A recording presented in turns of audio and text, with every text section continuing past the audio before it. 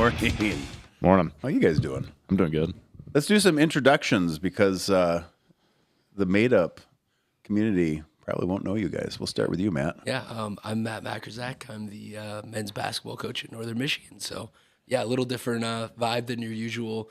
I don't do a ton of really hard things. You're coaching a college basketball team. I think that qualifies as hard in a things. different way. Yeah, there's no doubt. There's no doubt. No doubt. And who are you? I'm Gavin Poquette. I am kin of the host and design intern at Northern Michigan University. And you're doing a lot of design for the basketball team, right? Yeah. Yes. Yeah. I actually looked you up on Facebook this morning, and it's like I started seeing the slides. Because aren't you ranked 13th right now? We are. Yes. In the country? Yes. And right away I saw the slide, and I'm like, that's the kids' work. Yeah, like everything you see about Northern Michigan basketball is Gavin. So like we do the basketball part, but the presentation is all him. So yeah, That's awesome. Anything you'd see about us would definitely have his touch on it. Yeah. I could tell the work immediately.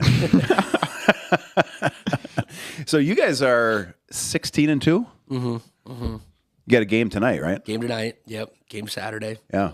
So 16-2, you guys are balling. Yeah. It's been a lot of fun. I mean, we've been good the last couple of years.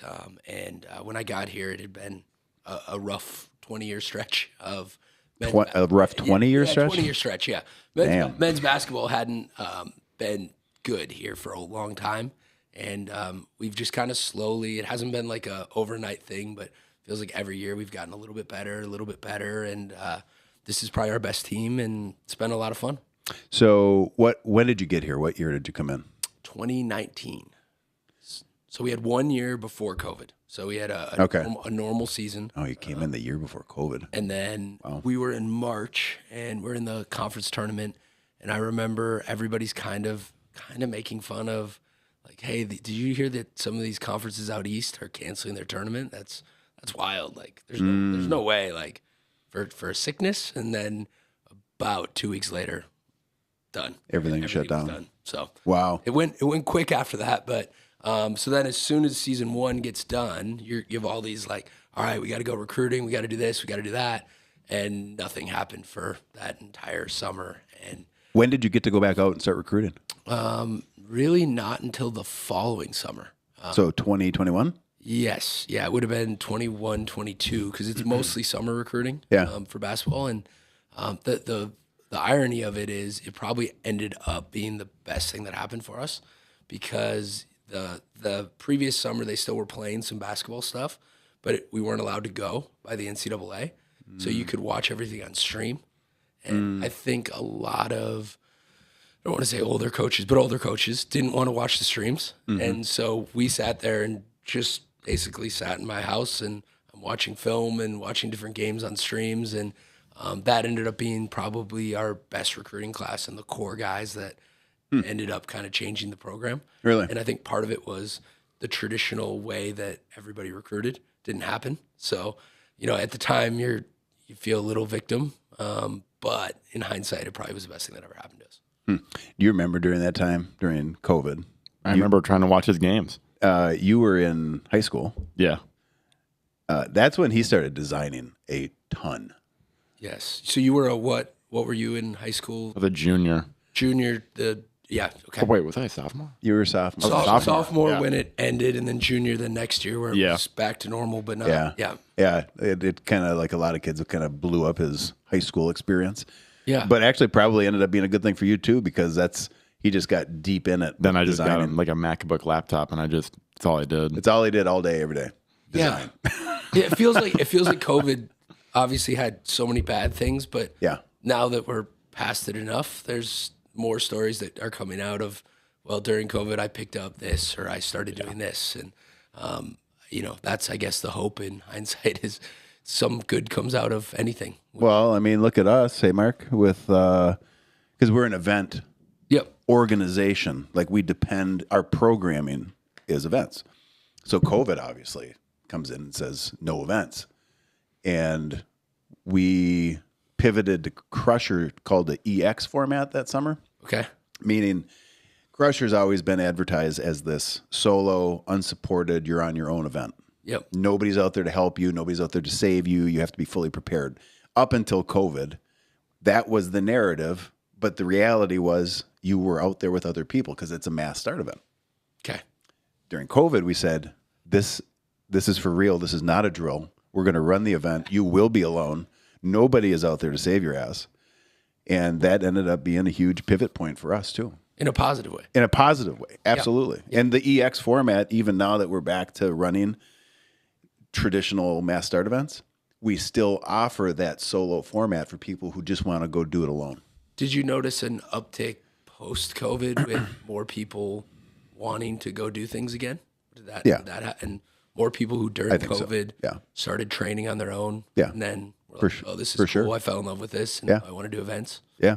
Yeah. It's like we created a format and identified a group of people for the format that had not previously been offered a way to get involved in events because they don't like the dog and pony show of being around 500 to 1,000 or 1,500 people.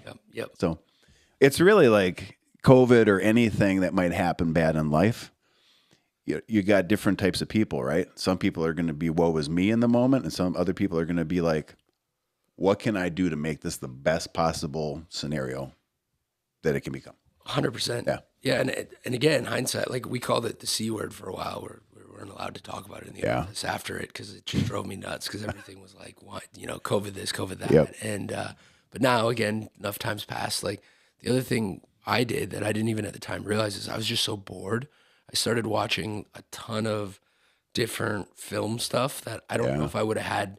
I don't know if I would have stopped doing my job if I wasn't forced to stop doing my job. Right. So I just watched a ton of basketball stuff that I've never gotten to do since because it's always next thing, recruiting or whatever else. Right. You look back on that stuff and you're like, oh, well, I guess it wasn't that bad. Yeah. Yeah. So go back to when you came up here in 19, you're coming into a program that has not had a lot of success for 2 decades. Yeah. What's the strategy? How are you coming into it?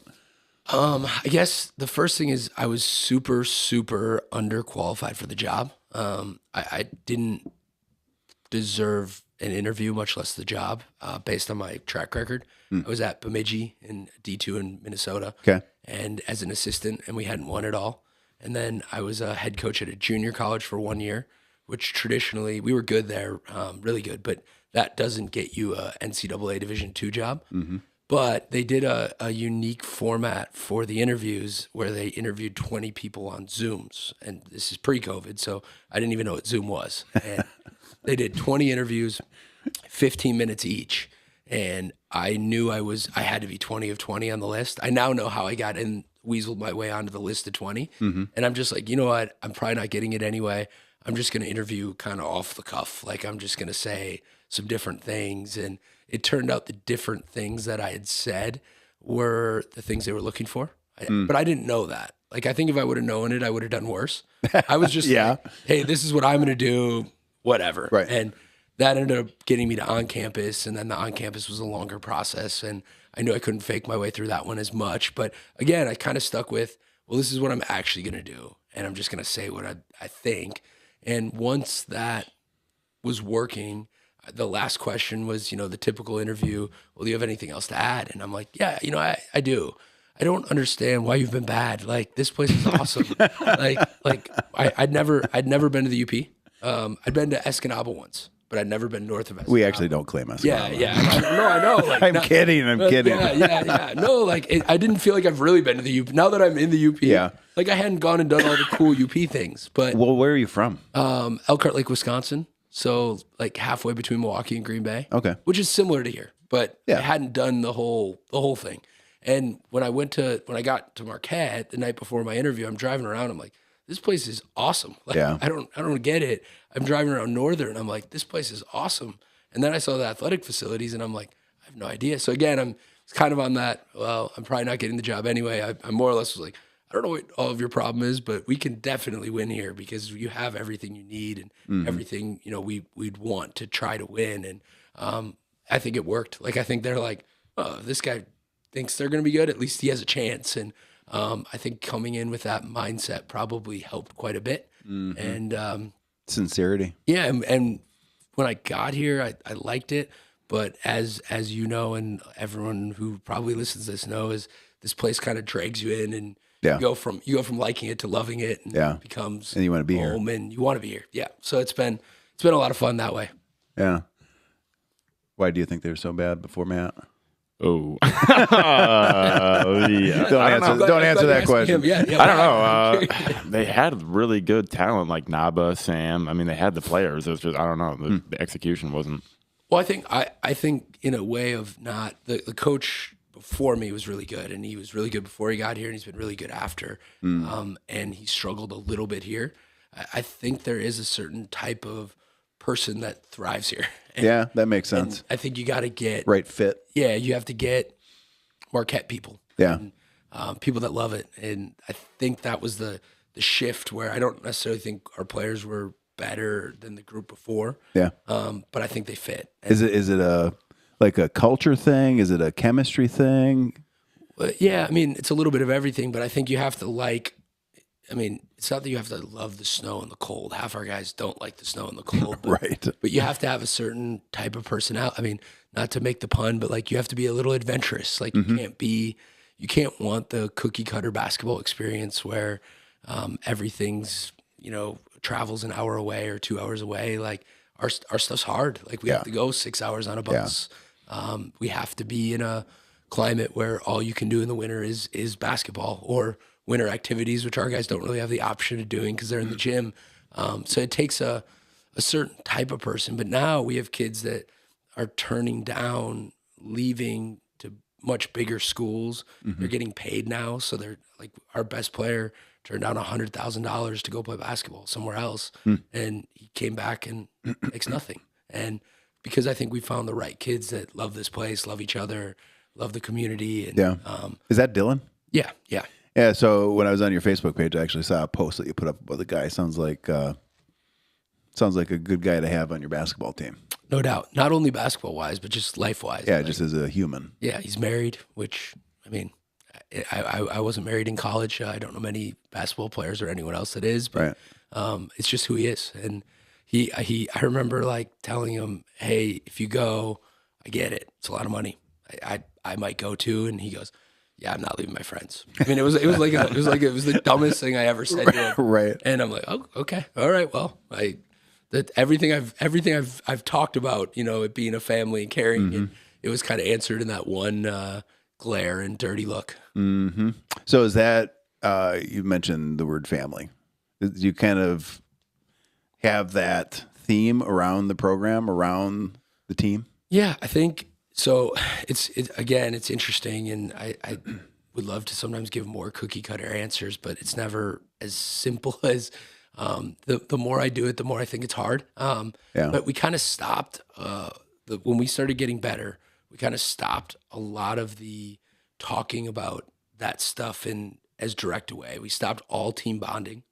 We got rid of it all. Not that we don't do things, but we don't. But what do you mean? Like, so what is team bonding? Like I feel like we were used to try to do, we'd watch like videos together and we'd write out goals and we'd do things that were very clearly aimed at team bonding. Things that you're told that other teams do. Yeah, and we're supposed to do. Yeah, right. And this is what a winning team does. Yeah. And we're supposed to like, all right, we get together and we're going to go do a scavenger hunt or, whatever. Like, it's just stuff like that.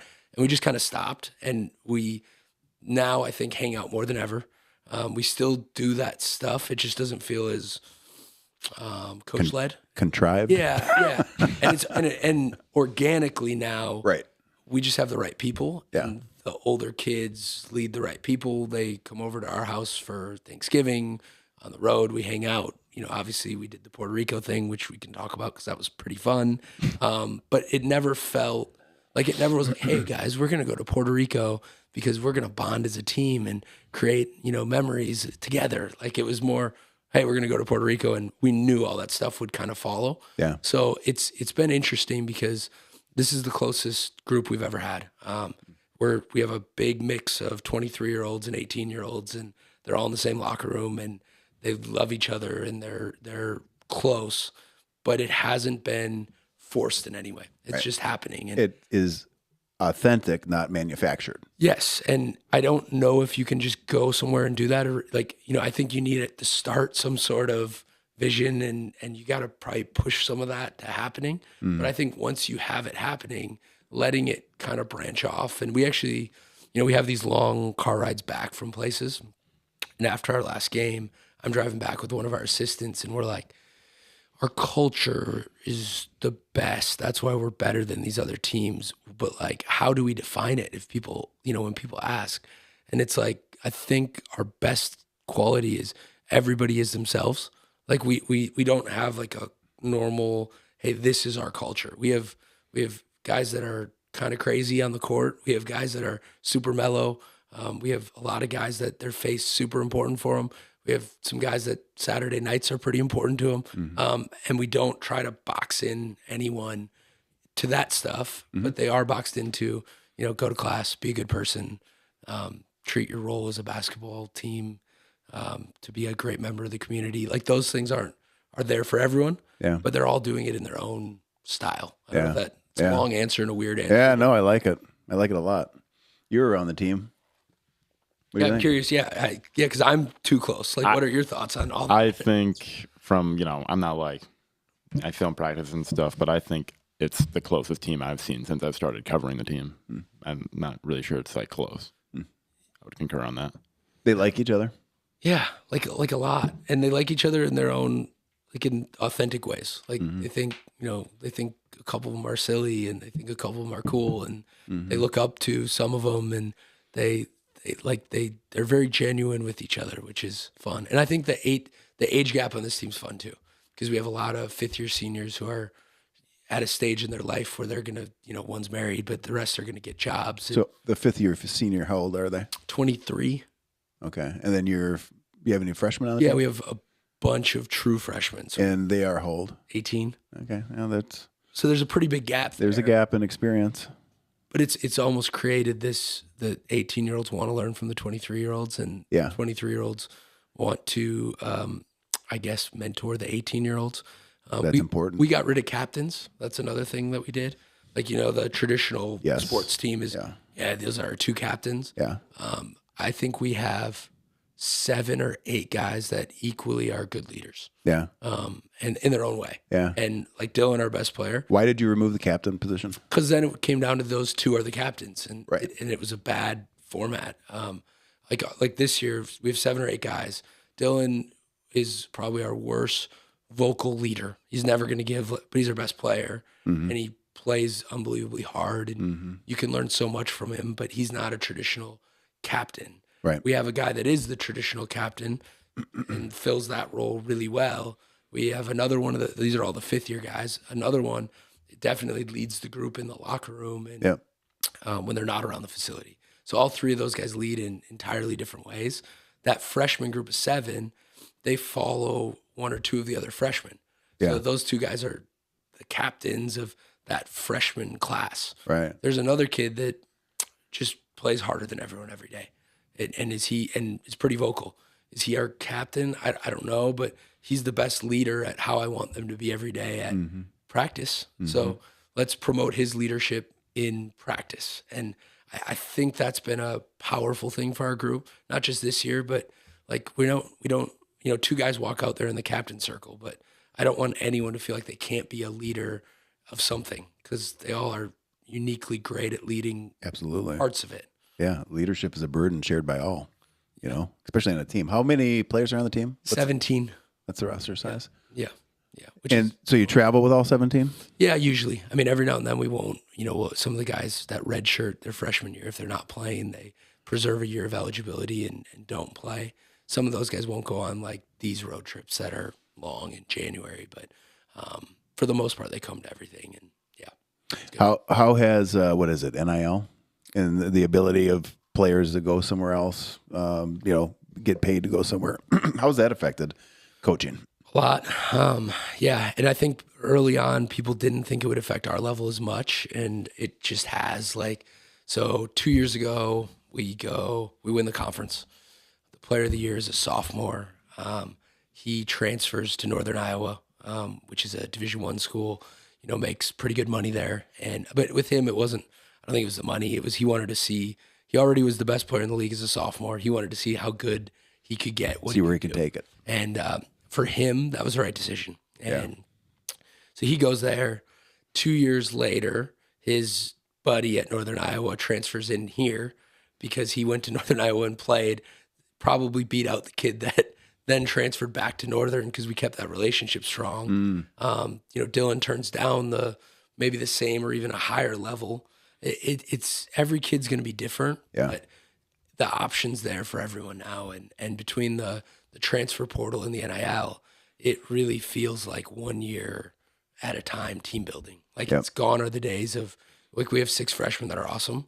There's no part of me that's just counting on them being here for 4 years. Right. The flip side of it, it's made the authentic relationship piece matter more in college sports. Yeah. Because if it used to be you'd get the kid and you could kind of treat them however you want and they'll just stay. Because he's there. Now, if you don't treat them well, they just go. And in a way, I think that's been the sneaky positive, is I think it's, you've seen it, some of the coaches that maybe operated in the wrong ways, we'll say, they're out because they can't keep their teams. And the coaches that treat kids the best probably are doing better. And you're also getting more transfers because all those kids talk. So, hey, that guy, he's a bad dude. Don't go there. Hey, I really like that guy. And it's kind of put that relationship piece more important, even though everybody probably focuses on the negative, which is kids leaving. Yeah.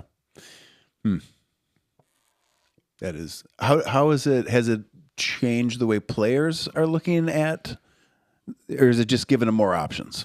I think it's changed. Okay. It's changed recruiting a lot because now the biggest schools are focusing more on transfers. So if you're Michigan State, and they're a bad example, but Michigan this year is almost all transfers. Okay. So there used to be 4 or 5 high school kids per year that go to the University of Michigan. Yep. Now there's not. Well, so then Eastern and Western and Central Michigan, their roster's mostly transfers. So where are those high school kids going?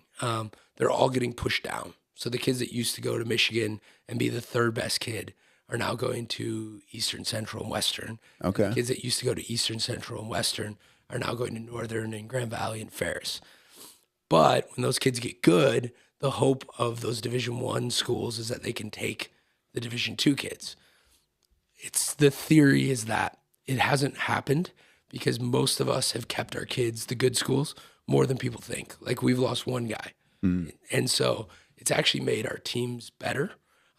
But I do think now, especially with some of the reputation stuff we've had for getting these kids these offers, we are starting to get some kids that are coming here with the premise of, well, if I go to Northern and I become the player of the year as a sophomore, I now can transfer to Northern Iowa and make whatever, hundreds of thousands of dollars or whatever else. So it's almost made the coming in relationship a little bit more, I think there are kids that are coming in going, well, I'm going to use this as a stepping stool.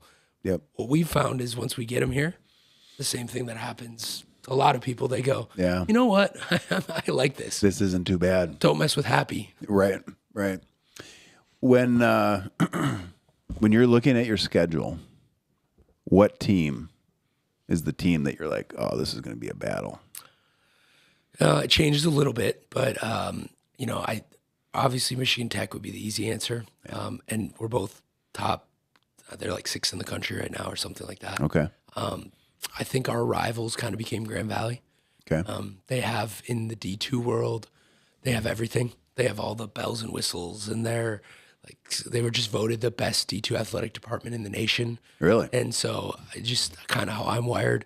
I don't love those guys. Like that's like Tech I respect because they're in the same deal as us. Yeah. But it's probably more mutual respect. Sure. Grand Valley is like, okay, you guys have everything and we're still better than you. And I don't know. That's like our rivalries kind of became to Michigan Tech in a very we're very similar, respect them a lot. Grand Valley, I really want to beat them. Not that I don't respect them, but I want to beat them. I get that. It's more fun. How do you feel about that? I would agree. The games at Tech are nuts. I went to my first one last year, and I don't know, the way that gym is built with, I don't know, and the student section they give all the football guys, I mean, and their band is ginormous. And right on top of you. I was working next to the bench, and the band is right behind me. They're just in my ear. And so I think I'm at Florida State, and they're doing like, it was insane. And they got the whiteboard, and they're writing wild stuff on it and showing it to the bench. Those games are ridiculous. Yeah. Is there a little bit of you think that's intentional, like a little intimidation factor? Oh, yeah, it's I respect incredibly that. annoying. It's but it's fun. Like to me, it's like that's what college sports kind of is. Like them yelling at us. That's good. Like that's what to me, that's what. If they're not yelling at us, we're bad. Like the fact that we frustrate them so much that's our job. Yeah, that's respect. And then the nicest thing they ever did, and the tech football team has this whiteboard, and they write all kinds of crazy things. They said that I was on Ozempic, which I thought was like kind of them. I'm like, did I lose? Like, I don't think I actually lost weight. They said that you were on Ozempic? Yeah, I was like, I looked at him and I gave him a thumbs up. I'm like, really? Like, I'm not, but awesome. Like, that's kind. Like, oh man, probably the nicest thing anyone said about me. Oh, that's the best part of just sports in general. Just the wild shit talking that occurs. Yeah, and I think like we've played very well at Tech. I think partly because our kids think it's fun. Like they're not. I mean, I don't know. If someone yelling at you and calling you a name bothers you, you probably aren't a very good player anyway. Yeah, I agree with that 100%. Like you should. It's just fuel. Yeah. Use it as fuel. Throw that in the motor and go. Yeah. So have you played Tech this year? Yeah, we played at Tech and lost.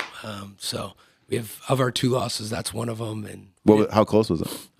It was 10 points-ish. I don't know what it ended up, but they jumped on us early. We came back, got it close, but never got over the hump. So we got to get them at home. I mean, that's kind of when you're really good and another team's really good, the thought is if you lose the road game, that's okay, but you can't lose the home game. So, do you play them at home this year? Yeah. When? It's like in a month, isn't it? Yeah, it's like a month. I'm so in 1 week at a time mindset right now. Yeah. It's like a month. Yeah, that's good. So 2 really good basketball teams. Yeah, between NMU and Tech. Yeah, it's wild that in the whole country, 2 of the 13 best teams in the country are in Houghton, Michigan, and Marquette, Michigan, in men's basketball, which. Who would have thought? Yeah, it's not normal. And I'm really good friends with the Tech coach, who's a really good guy. And we talk about it all the time. Like, no one probably fully grasps how weird this is for the rest of the country. Like historically, has Tech had a strong program? Yeah, yes, but this is extreme. They've been good. They've been recently better than Northern. The last 20 years, they've been better. Previous to that, Northern was better. Okay. But I would say there's never been a time where both teams were nationally ranked and played each other until this year. And now we're both higher, so this is some different stuff. Yeah, that's really cool. Talk about Puerto Rico. Yeah. He was pretty jazzed up about going to Puerto Rico. Yeah. No, I'm curious Gavin's thought. I mean, what did you think of Puerto Rico? I thought I've never been outside of the country. Well, it was still in the country, but never been off the mainland. You've been outside. You've been to Wisconsin. It was Mark's from Wisconsin. Okay, I'm from Wisconsin. I get it. What are we saying though? You just said, and I've said the same thing. Out of the country. Is it out of the country? Is it not out of the country? I mean, it's not really, but technically, it felt like a different world. Yeah, that's got it. Well, you called me while you were there, and it looked like a different world. Oh yeah, I FaceTimed you on the. I don't even know where I was. Like downtown on the wall next to the ocean. Yeah, you were by the water. But yeah, it was hot. But it was an amazing experience, just seeing how different parts of the world are. Yeah. Had you been there before, Matt? No, and I was blown away. Me and my wife stayed an extra 2 days, so we did a little more exploring in the back end of it. But what I thought was cool about it is you could go very American. You know, there's parts of it that feel like another U.S. city. Okay. And then there's definitely parts of it that feel authentic Puerto Rican. Okay. And then there's all the beautiful like nature, wildlife stuff that you can do. And then there's like the kind of fancy high end, you could just move around and do all these different things. Different experiences. Yeah. And the kind of main area, Old Town San Juan, is like this brick road with all these restaurants that are tightly packed. And I mean, that was awesome. It was like New Orleans, but not as touristy or whatever. So It was really cool, and the food was awesome. Mofungo. Yeah. What? Mofungo. What are you talking about? That's one of the foods. Trifungo. Oh yeah. Mofungo. Yeah. It's like plantain with like meat on it. Unbelievable. Plantain with meat on it. I don't. Yeah, I can't really. It was unbelievable. Yeah, you can't really describe it because if someone described it, I'd be like, I'm not having that. And then I tried it. I'm like, so good. I had it like 4 times. Yeah.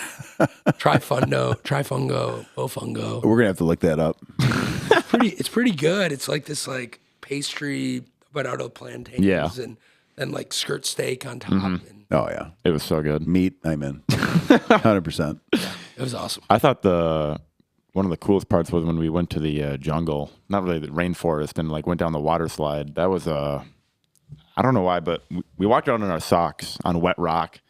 That was nuts. And then I brought my phone with me for some reason, and it started raining, like downpouring. I was like, ah! I didn't know what to do with it because my pants were soaked because I had to get in the water and like film stuff. And it was, but it was awesome. Yeah. How did that trip come up?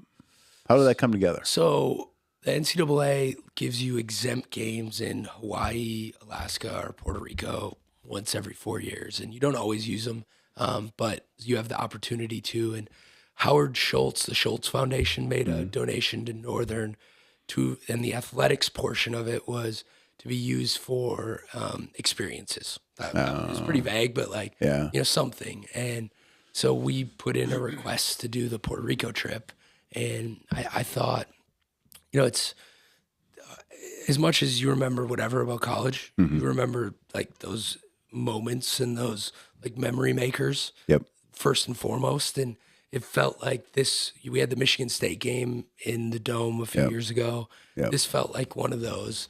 All right, if we can do this, our guys will never forget doing this together. And we got 3 games in there too, but the main part was just getting to go do something different. Yeah. The other thing I'd say is here, to me, the 2 biggest challenges of coaching basketball in Marquette, Michigan, but I would say I bet it applies to living here, is that Christmas time when the campus empties out and our guys are here and they're the only ones here and all their buddies are back home for Christmas, and it gets depressing. It's just you're practicing. And so by taking that trip, we were able to kind of offset that worst week of the year became the best week of the year. Yeah. So I thought it really rejuvenated us. Like, I think we're still getting the positive effects of it because we didn't have that kind of downtime. Yeah. And then the other time is when our season ends. You're kind of, the end is always a little depressing and it's in its own way. But now it's March or April and everywhere else is getting green and it's not green here. So those are my two Marquette pivot points every year. And we avoided one of them. And hopefully if we make a deep enough run in the NCAA tournament, we can kind of avoid the other one. That would be awesome. He initially, when it was time to decide where he's going to go to college, he wanted to get the hell out of here. Yeah, I did. I wanted to go to Wayne State. Wayne State, okay. That is out of here. Yeah, he wanted to get the hell out of here. But I told him after he got back from Puerto Rico, well, Stacy and I have his stepmom too. It's like his 4 years, because he's graduating in May this year, but his 4 years at NMU, he has been really super fortunate for some of the experiences that he's had and the experience that he's had working with athletics. And I mean, he's got so much experience covering that stuff. The MSU thing, that he was able to be part of, Puerto Rico, like it's been really, really good for him. Yeah. And that's the hope, right? I mean, don't use college basketball to provide, or football or whatever, but to provide things that aren't that. And it was Michigan State a basketball game, kind of, but it wasn't. It was an event that was celebrating a historic figure to the Upper Peninsula. Yeah, and it felt bigger than basketball. 100%. And this was a different version of that, but same kind of thing. And if we're not doing that stuff, then college sports is kind of silly. Like. Because throwing a ball in a hoop is dumb. I mean, we all know that's dumb. So, how do we make it not dumb? You know what I mean? Like it's the only point of it all is the other stuff. And I don't know. Side tangent, but we were 3-7 my third year, and I was like, oh, maybe I'm not. You know, I said it early on, I'm like, oh yeah, I'm going to get this thing rolling. It was like, maybe I'm not. Maybe I'm bad. Maybe this is all, maybe everyone was right and you can't win here and blah, blah, blah. And I don't read all the time, but Christmas time, sometimes just try to like escape basketball. And so I'm reading a book, and Beartown, it's about hockey. It's actually really good and recommend it. But in it was, I think it was a conversation at a bar. But the main character is a hockey coach, and he said, what the hell are we doing coaching kids hockey? And this is what life is. Like, this is stupid. And the drunk bartender character in the book goes, well, yeah, it is stupid, but like, what is life but a bunch of stupid things? And right. At the end of it, you have a few, core memories and moments you remember. And I was like, God, that's so, like, that's it. Like, that's all we're doing is we're doing this to try to provide a couple cool moments, a couple learning experiences. And it's the same as anything. And I think that gave me a better perspective. We started playing better. Yeah. And that's now kind of the framework is we're really just a tool to have some of those cool moments and create those cool memories and things that you'll never forget. And if we're doing that, we're doing our job. Mm-hmm. Winning helps so much with that, though. Oh, like, yeah. like I don't know losing teams that come back and see, like, it's crazy. We'll have like alumni stuff, and it's like, oh, the 7 teams that are here are the 7 teams that won. Yeah. Like, why the teams that lost? You guys didn't like it? Like, is it chicken? Is it egg? I don't know, but it just seems like winners. They're like, we ain't going back to that place. We sucked. Exactly. And like, I can't. The winning matters. Like, it does. 100%. Maybe it shouldn't, but it does. Yeah, I mean, it's sports, man. I mean, you're winning or you're losing. Yeah. And losing sucks. Yeah. It just does. I mean, there's lessons in losing, right? For sure. Yeah, for sure. Sometimes I think you gotta get a loss that can turn into future wins because there's lessons in it. For sure. Cable. So his youngest brother, they played Escanaba 2 nights ago. Did they win? They did not. But it was close, right? So it's close down to the end, and then Escanaba pulled away. But on the way home, there was a moment toward the end of the first half. Escanaba started pressing. And it was obvious Marquette had no answer for press break. Okay. Okay. And Cable ended up having probably 4 turnovers in a row. And I could see that he knew because his body language indicated he knew what was up. So he goes through the game anyway. We get home and we were talking about it. And he's like, Dad, how can I turn over the ball less? And I'm like, well, what led to the turnovers? And he's like, well, I don't know who it was. I'm not going to say names anyway, but whoever was supposed to be filling the middle on the press break so they get the ball in the middle and break the press, he wasn't getting there. So then Cable's like, just trying to get the ball across half court right before a violation. But he's going right into the sideline where they want him to be trapped. But we talked through it, and I said, well, then you were turning the ball over, but the root cause was what? He's like, oh, well, we weren't running the press break properly. I'm like, yeah. And as a point guard and a leader on the team, who was talking about that? Nobody. Correct, yeah. But, just to the point, like, you got to have those hard moments where you go home, you had a loss, you feel like you sucked, but pull something positive from it and how you can be better. Mm-hmm. Yeah, no doubt. And it's the fun. I don't want to say winning isn't fun, but some of the most fun has been when we've had to fix things. Yeah. Like the 3-7 year will always, we were 3-7, we finished 18-12. That was the first time I knew we were going to get good here. Mm-hmm. That will always mean more than the 16-2 means because there was so much doubt in that group and we overcame it and figured out a way, and that will always be more emotionally cool than winning. Just smooth sailing. Yeah. Now, I don't want to ever go back to that. You don't want to go back to 3-7? No, I don't. But it's cool. Like fixing things is fun. Well, it's interesting. It's the same. It's different, but the same. They're the same in different ways. So, I mean, obviously they pay off in traditional sports, basketball, football, whatever. It's the winning, right? Yep. Or at least having more wins than losses. Yeah, however you define it, yep. With what 906 does on the event side, we say this all the time. Like, those events that we hosted where the weather was perfect and there was no drama, nobody talks about those. They just don't. But and this is why I always wish for terrible weather because it just is a game changer. And it's what people talk about. It's what you remember. You remember you'll never forget Crusher when you had that 100-mile-an-hour side wind blowing you off the road into the ditch. Yeah. Right. And we talk about those moments that you shared together. For sure. Those experiences. Even weddings. Like, people remember the wedding that it rained at. No one wants the rainy wedding, but which one do you think of right away? You're like, oh, yeah, it was awesome. Like, it was muddy, and we're all like, the suits got ruined, and Men's Warehouse hated us. And, like, those are the things. Like, you remember the things that didn't go perfect because they're more fun. Yeah, isn't that is funny, eh? Like, in the moment, everybody, it's kind of like, oh, this sucks.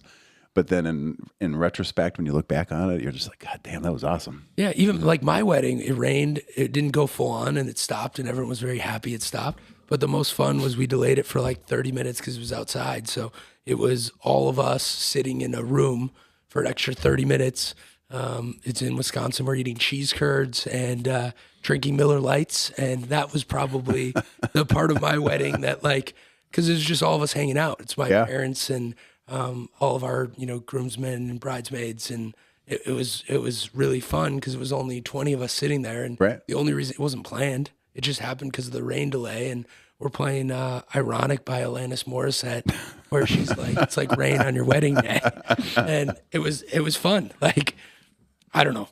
To me, those are and within basketball seasons or anything else, those are the times you're like, if we can learn to appreciate this thing that didn't go according to plan, we'll probably have a lot more fun than if we're instead sulking about it. It's character building. Yeah. It's character building. You remember when I'm not gonna say I made you. I'm gonna say that I strongly encouraged you to be part of Bike Club. Looks like made. It was made. It was rough. But my point is, he has never talked about any of the rides that were perfect and uneventful. But he's got plenty of stories about going over the handlebars. Handlebars, falling behind because I was like fat. He was the first. I think he was the first kid that our program lost. I tapped out. I was out. It's done. I think that was Kangas. Weren't you with Kangas? Yeah, I was with the caboose most of the time. And then when you gave me the out, you were like, you're a freshman. Freshman in high school. Then I was like, okay, you can make a decision if you want to do this or not. And he's like, I'm out. Without hesitation, gone. Immediately. Okay, so I have a question for you. I want to get your take on this. I've read a couple articles lately, and one of the articles was talking about how youth sports has become a $16 billion a year industry. Okay. And the couple of data points. The 11 years old is the average age right now in America that a kid quits sports. And then the other metric was 60% of kids in America do not play a sport of any kind right now. And then the other thing, this was, there was no statistic tied to it, but they said because that, the youth sports has become such a business enterprise, that at-risk kids or disadvantaged families who were already obviously less likely to play sports, they are now 50% less likely to have the opportunities that other kids and families do.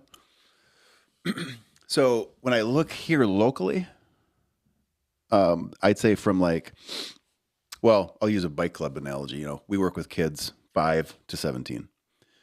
I don't see anything like that for basketball in Marquette. Like, there's not a developmental program. What could we do to get one? Got any thoughts? Yeah, I mean, because we need one. Yeah, there's a lot of basketball being taken place. Like, they have teams, and I probably should be more familiar. I don't know exactly what they're doing through the high school youth program here or anywhere else, but the youth sport thing is it's one of those, like, it's a problem. We all know it's a problem. That's the starting point. How you fix it is harder and more layered. And what's the right way? I don't know. Like, should a 10-year-old, I have a niece now that is getting to that age, and we're trying to get her to do other things. Yeah. She's on like 4 basketball teams. Yeah. Because that's what she likes the most. Yeah. And is that right? Probably not. Well, I mean, they say no. They say over-specialization too young is not a positive. But, right. But when she says she wants to keep playing basketball, right.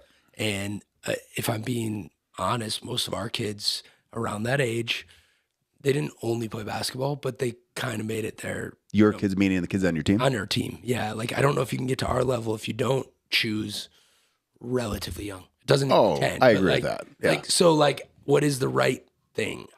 I don't know. Yeah.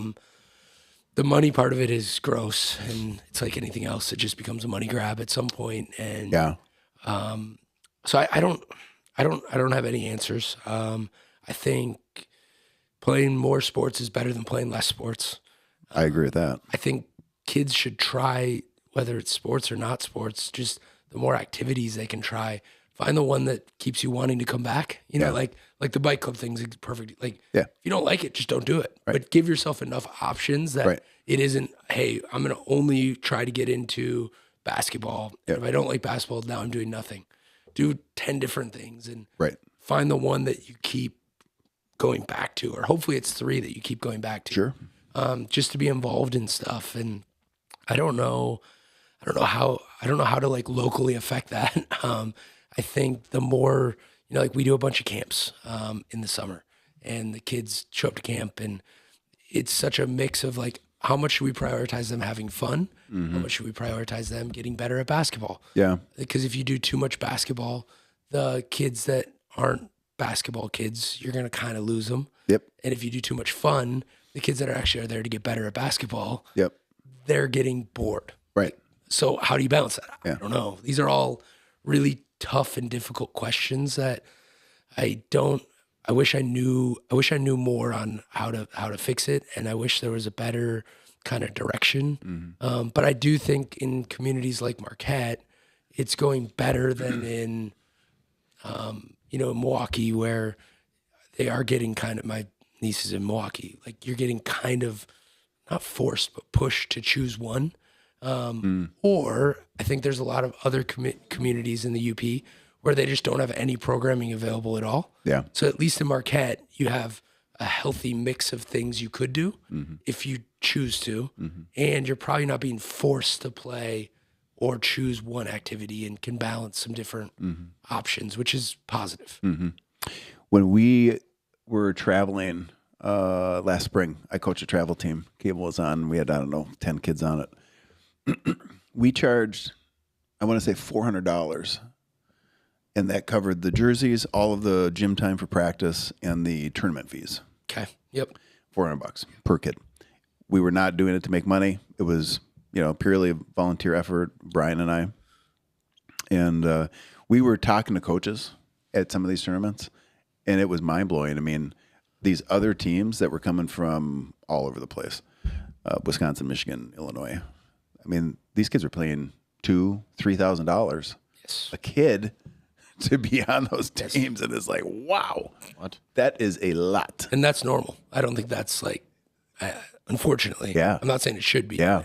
But the other part of it is the reason you had to charge $400 instead of $200 is because the tournament fees are outlandishly high too. Mm-hmm.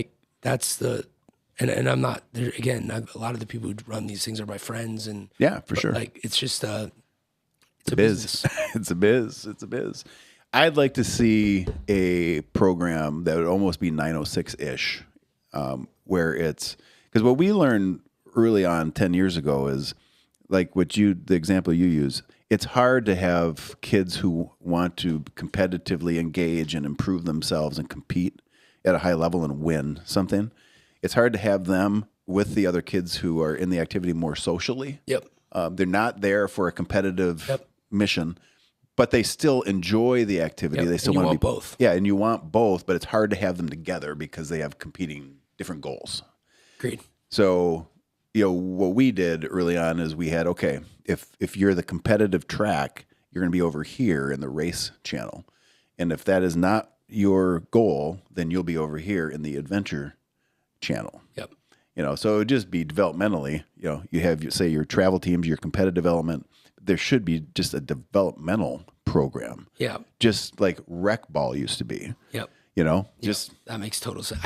I think the travel, we'll use again Marquette because it's easier than changing the setting.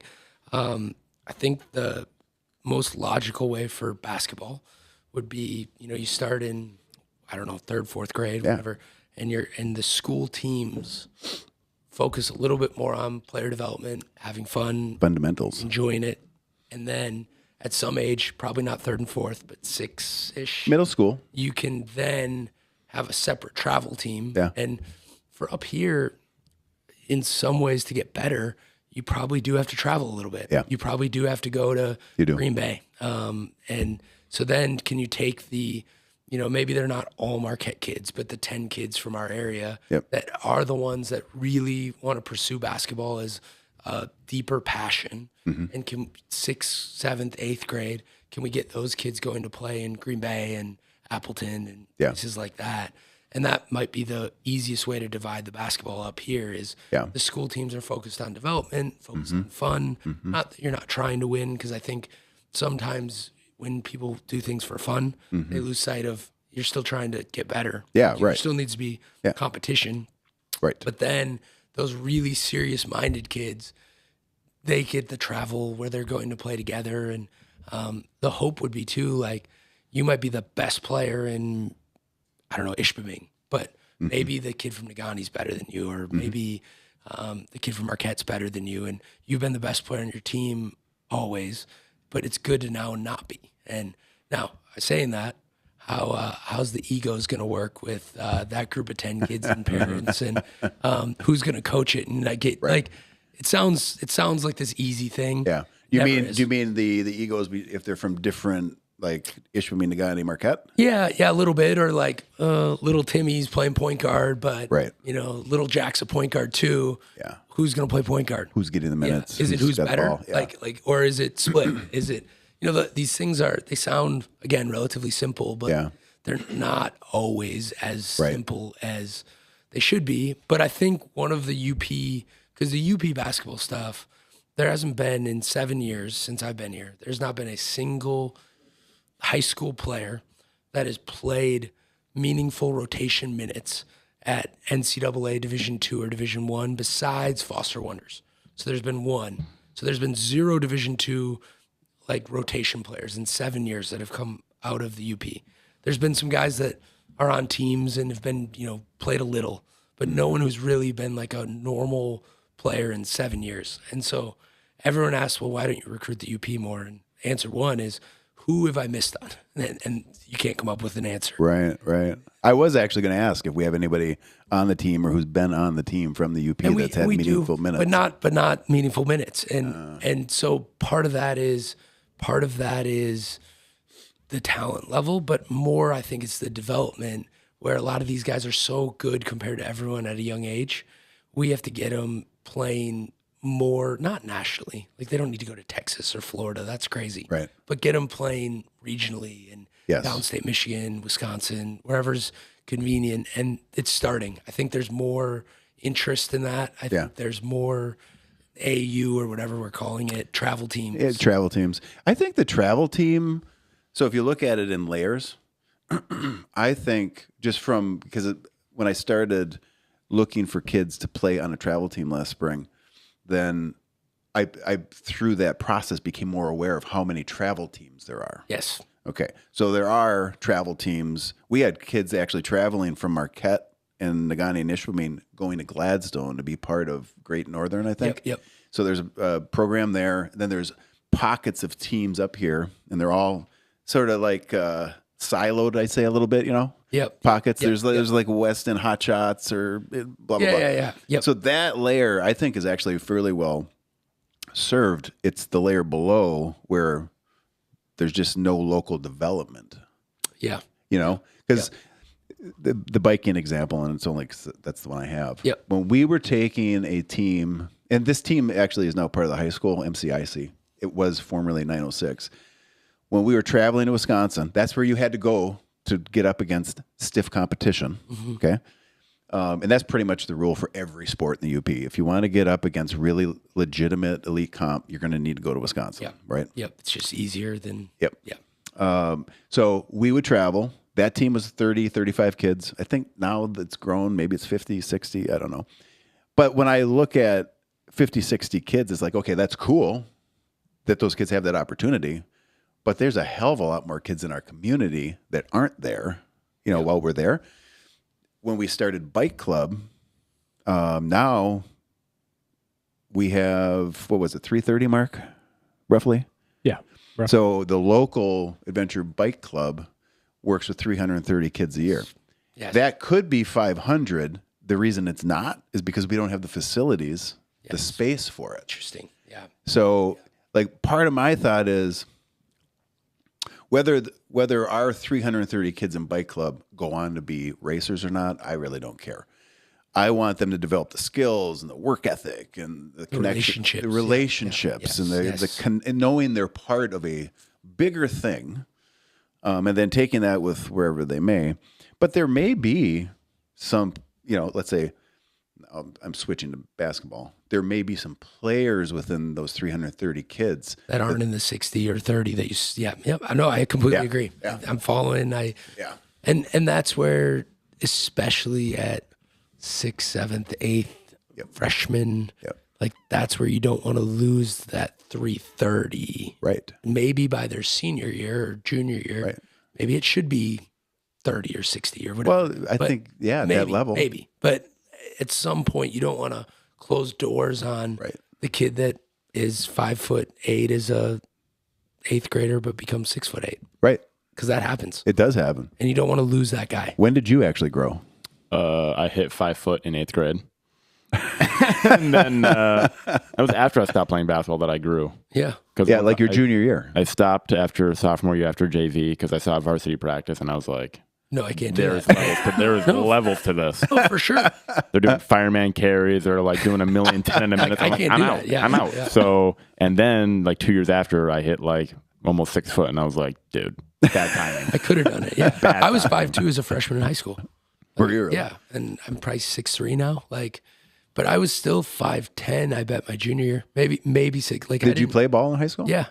But I would have been, if I was 6'3" as an 8th grader, I probably would have had a different trajectory. Right. Mm-hmm. I mean, part of it is when you grow, and I was in a small enough school, I kept playing. But I mean, there was some football. I was in a small enough school that we had varsity and JV, but we practiced together. And as a 5'2" kid playing against seniors in football, I mean, and this was the days where we still lined up and just hit each other, the good old days. Yep.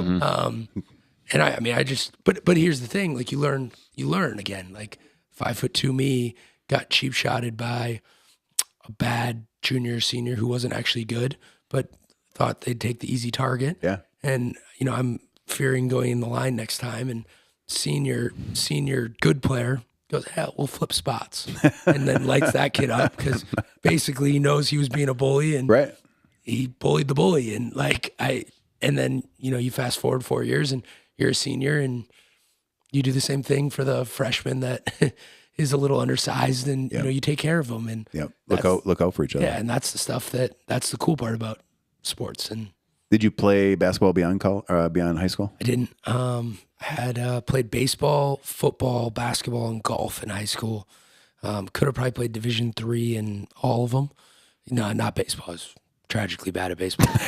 I quit in 6th grade, and then I rejoined my junior year of high school. So that was my sport. But I love basketball. It's kind of that try everything and do the one you can't live without. And I just love basketball. Was it? I wasn't good at it compared to the others. It was probably my second worst, but I just loved it. And how'd you get onto that coaching track? My senior year, we had there still was a kind of an all-star. It wasn't the AU stuff. It was, you put together an all-star team. And so I put together an all-star team of kids from our area. We ended up playing a team with a bunch of Division I guys. We were all Division III guys. Beat them. And but it was kind of like my team. You were coaching? Kind of. We had another coach, but I put it together. Okay. And I remember like in that game being like, don't play me. Like, don't put me in. Like, I want to win. Like, we want to win. I like winning. I don't need to play.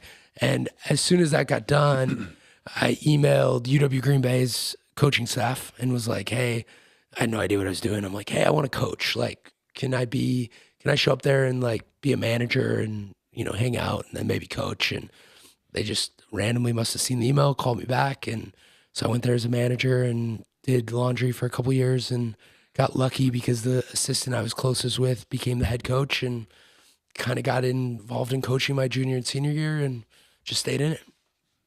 What's your favorite part of coaching? It's definitely like seeing the growth part of 18 to 22-year-olds and just seeing them like all of them come in a little dumb in their own way, like all 18-year-olds. And then watching them become like 22 and 23-year-old men that are cool and you kind of like respect them as grown adult men. Yeah. And just watch them transform. The fun ones aren't even the ones that come in the best. They're the ones that come in the worst. And then they leave and you're like, awesome. Like that. If he didn't have this experience, I don't know if that kid would have because you see the growth. He became. And that's like the most, like the big picture thing. The other thing day to day is just the problem solving. Like it's really fun to like every day have to figure out things as a group, and being in charge of the problem solving it's like every day is an adventure of okay, we'll use your break in the press example.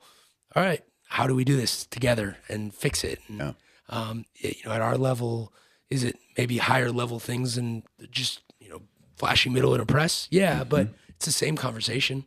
Hey, what actually went wrong? How do we diagnose what actually went wrong? Right. And now how do we fix it together? And every day getting to solve problems is a lot of fun. Yeah. That's probably one of my favorite things. Like every time we have an incident at bike club or just an incident in general at an event, it's easy to go down the path of like pointing fingers and blaming. Yes. If you let it. I don't think that we really ever have that problem because it's always just more like, let's keep all the emotion and finger pointing out of it. And let's just figure out like what really went wrong here. It's like you see what happened and you could just take the easy route and blame somebody. Yep. But you never get down to that root. The root cause. Yeah. And oh, okay. I see it. Yep. Oh, I could have done this, and then somebody else is like, shit, I could have done that. And then next time you're better. Yeah. Yeah. And when you really have it rolling in any probably organization, it's when 4 different people go, well, I could have fixed it here. I could have fixed it here. I could have fixed it here. Exactly. And I could have fixed it here. And all 4 of you go, all right, cool. Like we'll just do it better next time. We'll do that next time. Yeah. Instead of like it being this bad emotional response. It's, and the amazing part is how easy it gets when everybody's willing to take accountability for mistakes. Cause then you don't have the bad emotion. It's almost like, oh yeah, I should have done this. I should have done that. How do you coach that? I just think we are blunt, like over blunt, if anything. And like the biggest thing we talk about is not lying.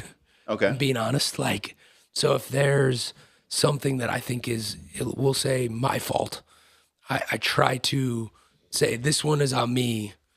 But if Gavin screws up the graphic, well, that one, hey, Gavin, that probably, you probably, what did I do? But like, you probably messed that one up. And I think if you can take over accountability, it transcends and everybody at some point feels like they can just say, yeah, I probably screwed this up. You probably screwed that up. And we just have the conversations as honestly and openly as we can. And, I would say I lean into my default. Sure.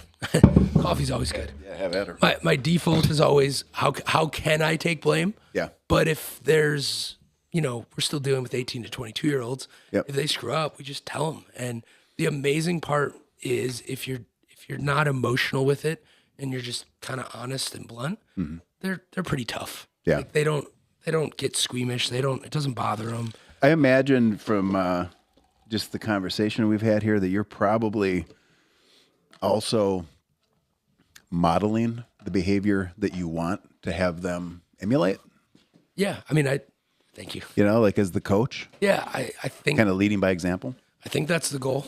I mean, I think the goal is you try to take responsibility when you make a mistake, because we make a lot. And then you hope that you know, the assistants, when they make a mistake, take responsibility, and the core players probably are the next layer. Like when our 5th year guys are like, I wasn't good today, or my energy level wasn't good. Well, if you're a freshman, it becomes pretty hard to be like, no, I'm perfect. Like I'm great every day. The guy that's player of the year is he might get tired and have bad days, but I don't have bad days. Like, so it's definitely a trickle down effect. And one thing I'm really bad at, and I know I'm bad at, like the freshman and me's relationship isn't like, I'm not a fake quick relationship guy. Yeah. So I really need those older guys to kind of teach the younger guys, because some of the bluntness doesn't go as well with the freshmen who we haven't built up that full trust yet. Yeah. So I try to, with those guys, be a little more positive, like traditional positive. Yeah. Where the older guys, they don't need me to tell them a ton of positive. They get it. I'm picturing your veterans seeing you being, you know, traditional positive with the freshmen, and those guys are like, what the fuck? No. And then they know. Yeah, exactly. They're like, you just wouldn't do that with me. Right. They're like, there'd be some side eye going on. Yeah. But again, that's the fun part, is you see them grow into those guys, and there's definitely the freshmen that get yelled at the most. They're pretty good. That's usually a good sign. What's your sideline demeanor? Grumpy. Gavin, what is Coach Matt's sideline demeanor? Intense. Is he pretty animated? Very animated. We should have got some footage of him, and we could have put it on television.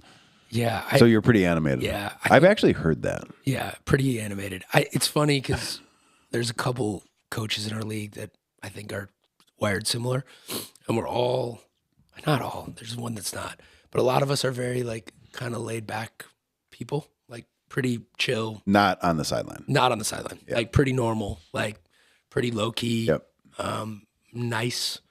And then in games, psychos. It's play acting. Like, I don't, for the most part, I probably lose my temper 3 or 4 times an entire year, but I look like I'm losing my temper all the time. You know, it's. Is it always on the sideline if you lose your temper? Yeah, it's usually at officials. It's not our players, usually. Very rarely am I mad at our players in games. In practice, it's the player's fault. In games, our players can do no wrong, so the only way things could go bad would be because of the officials. Like, I don't want our guys to ever think that we're capable of losing. So if we are losing, it clearly has to be the officials' fault.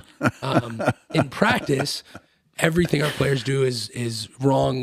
Not every, but like, we're hard on them. But then in games, it's kind of like, guys, you're good. Like, we're fine. It must be the refs. That's an interesting. I've never heard it described that way. So is this like a Jedi mind trick? Well, I had always done this, and I didn't know I was doing it. And then the UConn coach, who's nuts, he described it. And I'm like, yeah, the way he's describing it is exactly how I feel. Like, I yell at our team rarely during a game because I don't want to mess with their confidence and their vibe. The other thing, and the Indiana football coach is becoming famous for this, like, if we do something good, I am almost never going to celebrate. Like, it's like, okay, all right, good. Like, fine, whatever. And the other little trick to it is if you can be kind of amped up all game and then it's a tie game with 2 minutes to go, that's when I go, okay, all right, chill out, we're good. I start talking to him in the 3rd grade teacher voice. I'm like, we're okay. Just set a ball screen, roll in there. We're going to be just fine. We'll make the play. Like you can kind of control, if you can kind of control the emotions throughout the game, you can keep your team in the right temperament, whatever that means. I'm laughing because I'm thinking of the contrast between you and Tom Izzo right now.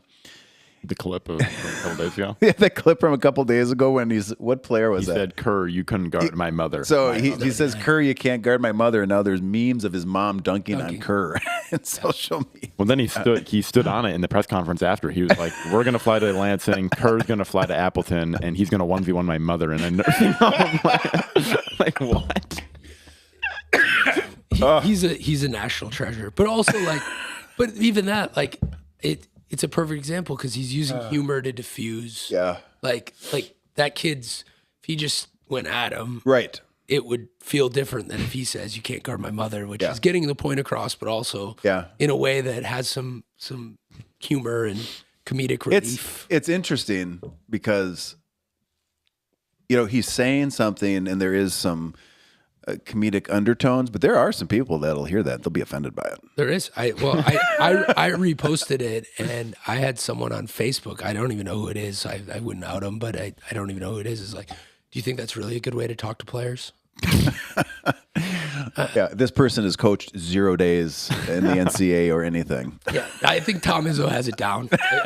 Well, the other part that like our best player we've had besides the current one we have was the kid that transferred to Northern Iowa, and his dad was his high school coach. And after one game, his dad came up to me and was like, "Hey, when he's like in that like fog, he's like, you just gotta like go at him." And I'm like, "Oh, okay."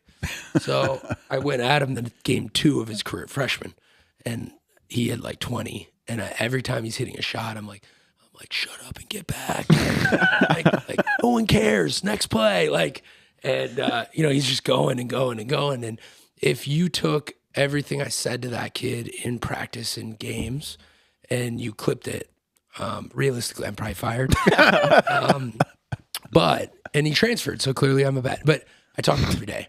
Like it's probably the closest I've ever been with a player. And I think the number of times that I've hugged him and said, "I love you" is more than any player.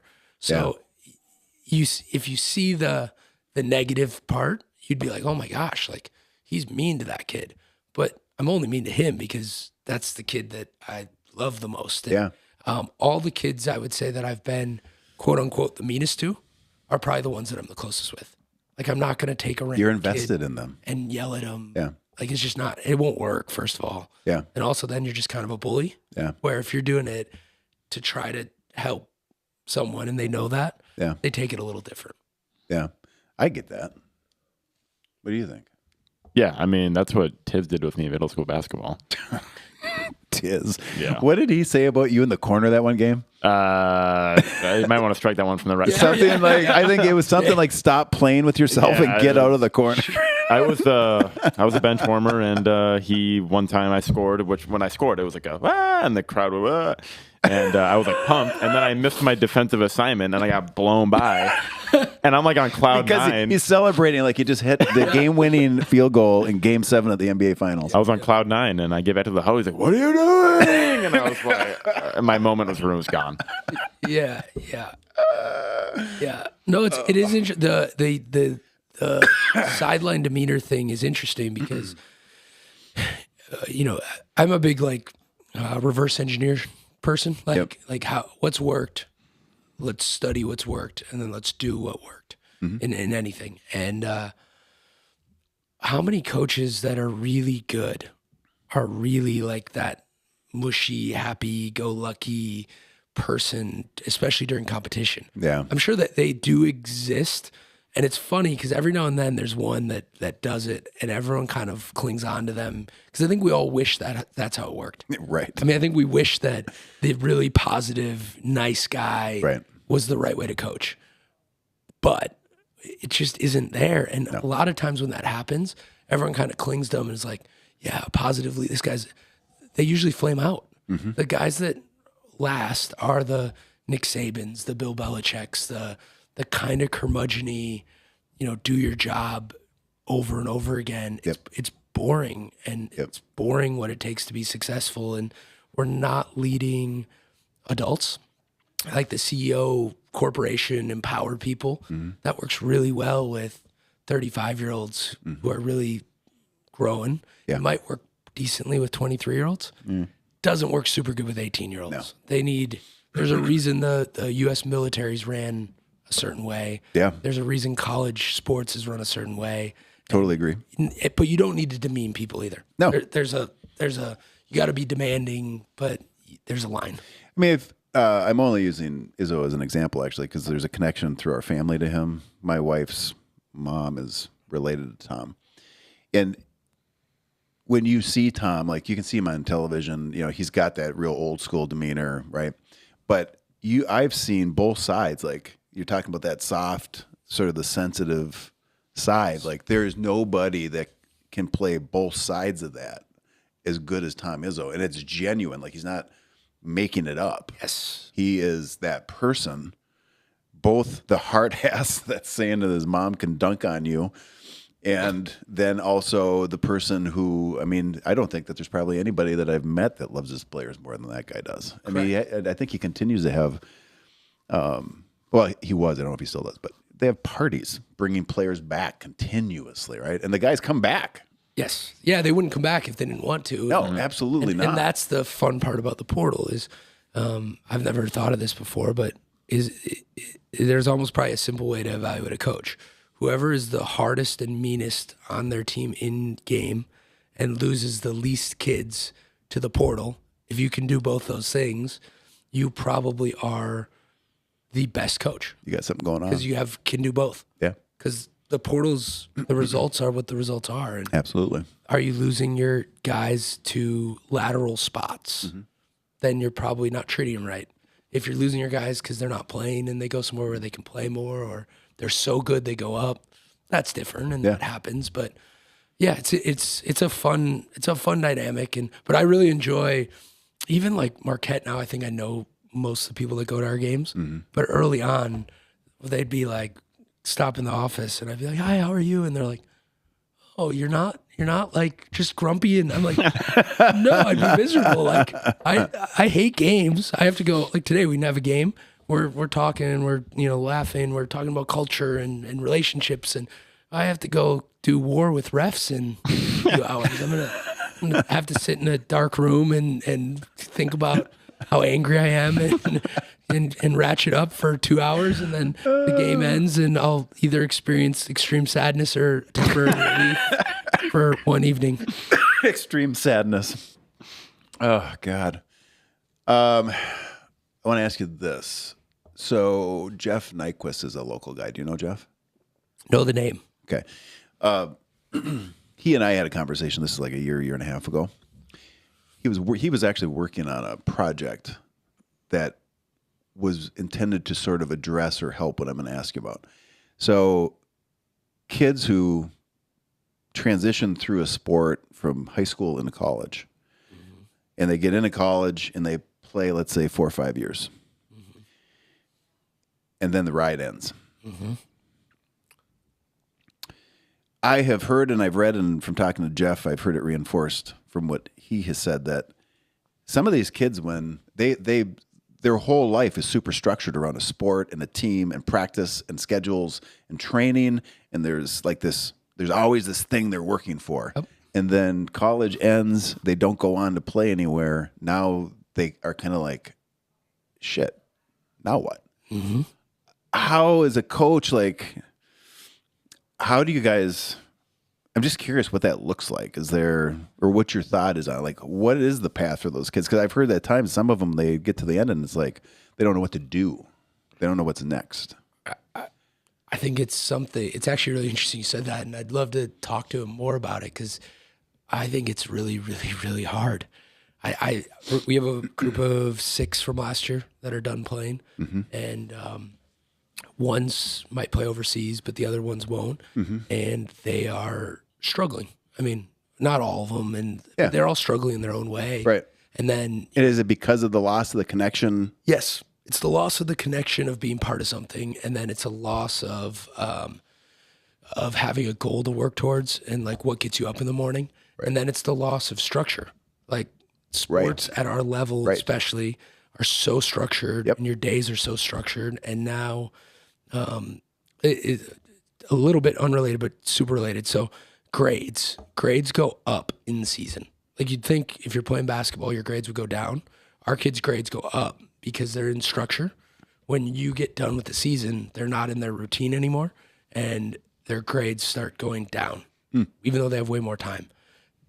Very similarly, I think they get done playing, and they don't have to be at 7 a.m. lift. They don't have, like, how do you handle that? It's difficult. The good news is I feel like they really figure it out.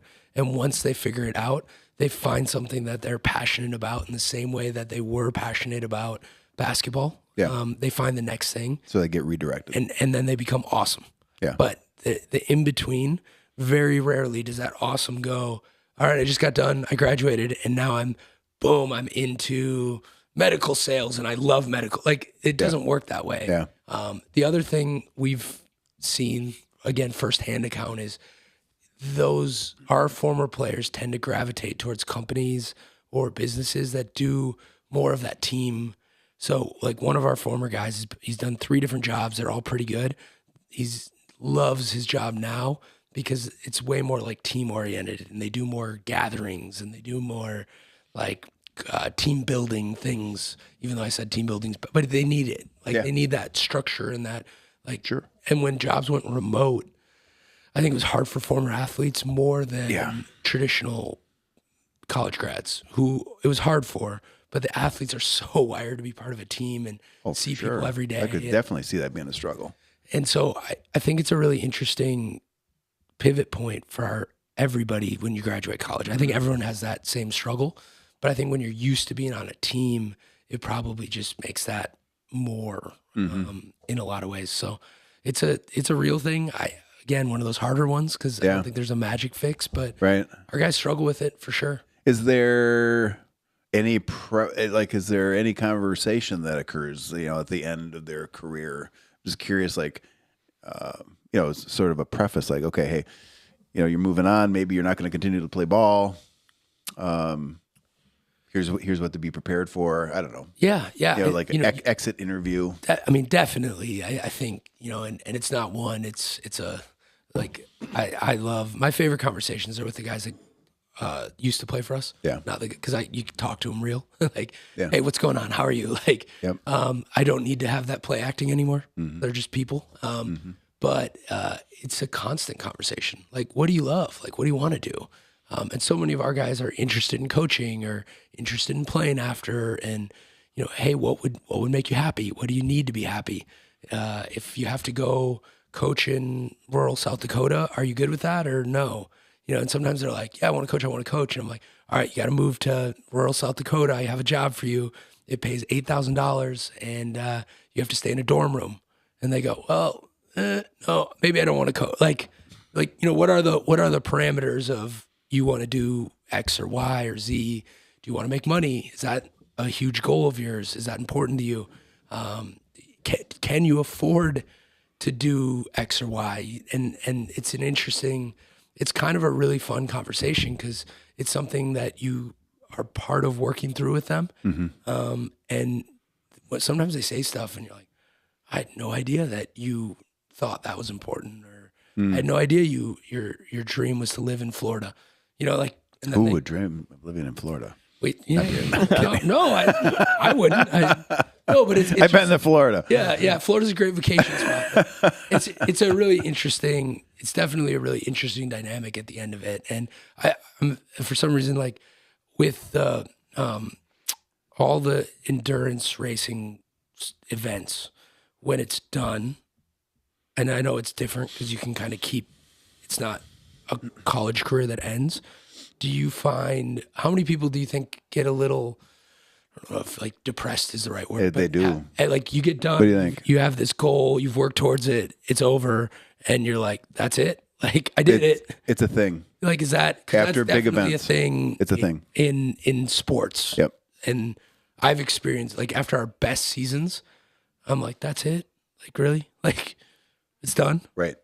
And then you got to gear up, but you can't gear up right away. So you just have this like void. Is that a thing? Mm-hmm. I would think it's the same. It is. There's like a depression when it's over, because then it's like, what now? Yeah. What now? Do you agree? Yeah. I think preparing for that particular event or activity is, of course, the journey of it, getting there. And when you get there, you don't know what's going to come out of it. For me, it was, I know I'm going to meet some new people. Yep. And then at that point, it's over, and you get that deck of cards out, reshuffle the deck, and see what's going to come next. Mm-hmm.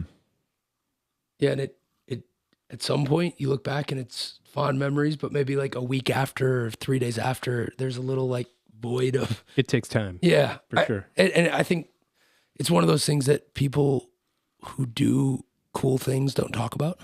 Yeah. Because what are you're gonna tell your friends like, hey, I just did this thing and all I talked about was wanting to do it and I just did it and now I'm a little sad. Yeah, now I'm depressed. They're gonna look at you and go like, hey man, shut up. Like, right. That's what they're gonna say. Yeah. Exactly. Yeah, like there's almost like I don't know, like coaches talk about, but I can only talk about it with my friends that are winning, because the friends that are losing, they get done with the season and they're depressed about having a bad year.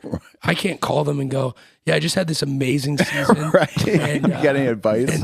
And I'm in this like weird depression because everything's going well. Like they would just be like, you're an asshole. but click. Yeah. Like, I mean, Michigan Tech coach, like not to share but like we're both winning right now. Yeah. And we talk all the time on almost every Monday. And we're like, yeah, so those 2 wins were great, but now we have to win again. Like, and we can only have a conversation with each other, because if I call my other buddy who's just came off 2 losses and I go, yeah, this grind of winning's really, really wearing me out, he's gonna hate me. So like, but I think it's like that in every high performing, especially I think so. Things that you don't have a lot of people you can relate to. Yeah. Because like you can relate to your other people that are doing these high level events, but you can't talk to your random friend about it. They don't get it. No, it's like you're speaking Chinese. Yeah. You know, it's just a language. You're like, what? Yeah. Right. Let me ask you this. What, and maybe, I don't know if you even have an answer for it. What's harder, or what pressure is greater? The pressure of taking a program that hasn't won to winning, okay? Yep. Or the pressure of once you've started winning to keep winning? The pressure for sure once you've started to keep winning.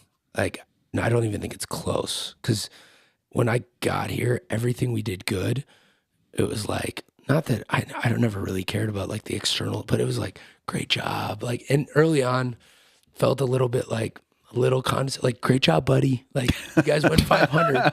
Great job. Like, yeah, you're 500. Yeah, it was like a little like, but I remember, and we were just in the Sioux playing the same year I talked about, the 3-7 year, when we clinched 500.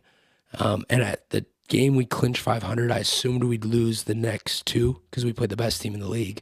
And then the first round of the conference tournament, which at that point we were supposed to go on the road and probably play another team we should lose to. Mm-hmm. And so if we lost that game, it was the second to last regular season game, we would have finished 14-15. And if we won that game, we would have finished over 500. And the COVID year, we went 8-8. So it was really, and we started 3-7. So really important to go over 500. And when we won that game, I remember we stayed at the casino in the Sioux. And I remember just like walking around by myself through the casino. Like, I don't think I was doing this, but in my mind, I'm like, yes, we did it. And I'm just like storming around all happy. And last week, we went to 16-2, which clinches being over 500. And there was no celebration for us clinching 500 halfway through the year. But I think with that, you try to stop and remember like, hey, we're doing good. Mm-hmm. But no one cares. Like, everyone just wants you to be better and better and better and better. Mm-hmm. And you want, and I'm not saying like people in the community, everyone, like us, our players, sure, our players' families, like, and having to win every game is a major, major pressure point versus you can win half of them and it's good. Like, it's just harder. And when as a kid, when I played video games, I would find the worst team possible and I would go play the best team possible and I put it on the hardest level and I would just try to get destroyed and find a way to fix it and get better. That to me is more fun than, it's not always fun being Iceland in the Mighty Ducks. Like, there's something fun about being the Mighty Ducks. Sure. But you got to remember that the Mighty Ducks only beat Iceland once in 20 years. And becoming Iceland is hard in a way. And there's probably a reason that, the Iceland coach smashed the beach ball in the Mighty Ducks because the only way to win 20 straight championships is probably being wired like Iceland. I use that analogy probably too much, but it's fun to be quirky, cool upstarts. No one likes the team that just is dominating, but when you are that, you have to just keep going and keep being that same way, and it's hard. And how do you have fun with it still? Because I don't know if I fully want to be Iceland. Yeah, that's the interesting question. It's interesting that you didn't hesitate to say that, the hard is to keep winning. And if somebody had asked me that question, I would have been the same answer without hesitation. Because it's almost like the standards change if you go from not winning or if you go from having no expectations. At some point you're celebrating, people are celebrating everything. It's like, oh, you did so good. It's like, you haven't done anything yet. And then you get to where you've done something significant. And then it's like, God damn, this is heavy. Yeah. Because we can't let it down. Yeah. And I'm not I mean, again, it's one of those things. If you complain about it, you sound like an asshole, right? Because I'm complaining about winning too much. But it is hard because, I had this year, we swept a conference weekend and played really, really well. And I probably had 8 people, separate people, come up to me and say, hey, the games, we like coming, but they're getting a little boring. You guys are winning by too much. And I'm like, oh, really? This is where we're at? It's boring? What are you winning by? We won by, we had a little run where we were winning games by 30 every night and 25 and but that's hard. It's for us. I'm leaving going God, we played so well. We didn't play down to our competition. We won by 30. And the feedback you get is, it's a little boring. Interesting. It's wow. But what's your approach on that? Because my assumption would be to me, it's all about momentum. Yeah. Well, and I've changed, and this is the one thing I think we've done really well this year, and that's been my biggest change as a coach. And to be honest, it was, I think the football guys are better, big picture football guys. And you listen to any of the elite football coaches talk, and they're process. And they convinced me that it's right to focus on the process more and one play at a time, blah, blah, blah, blah, blah.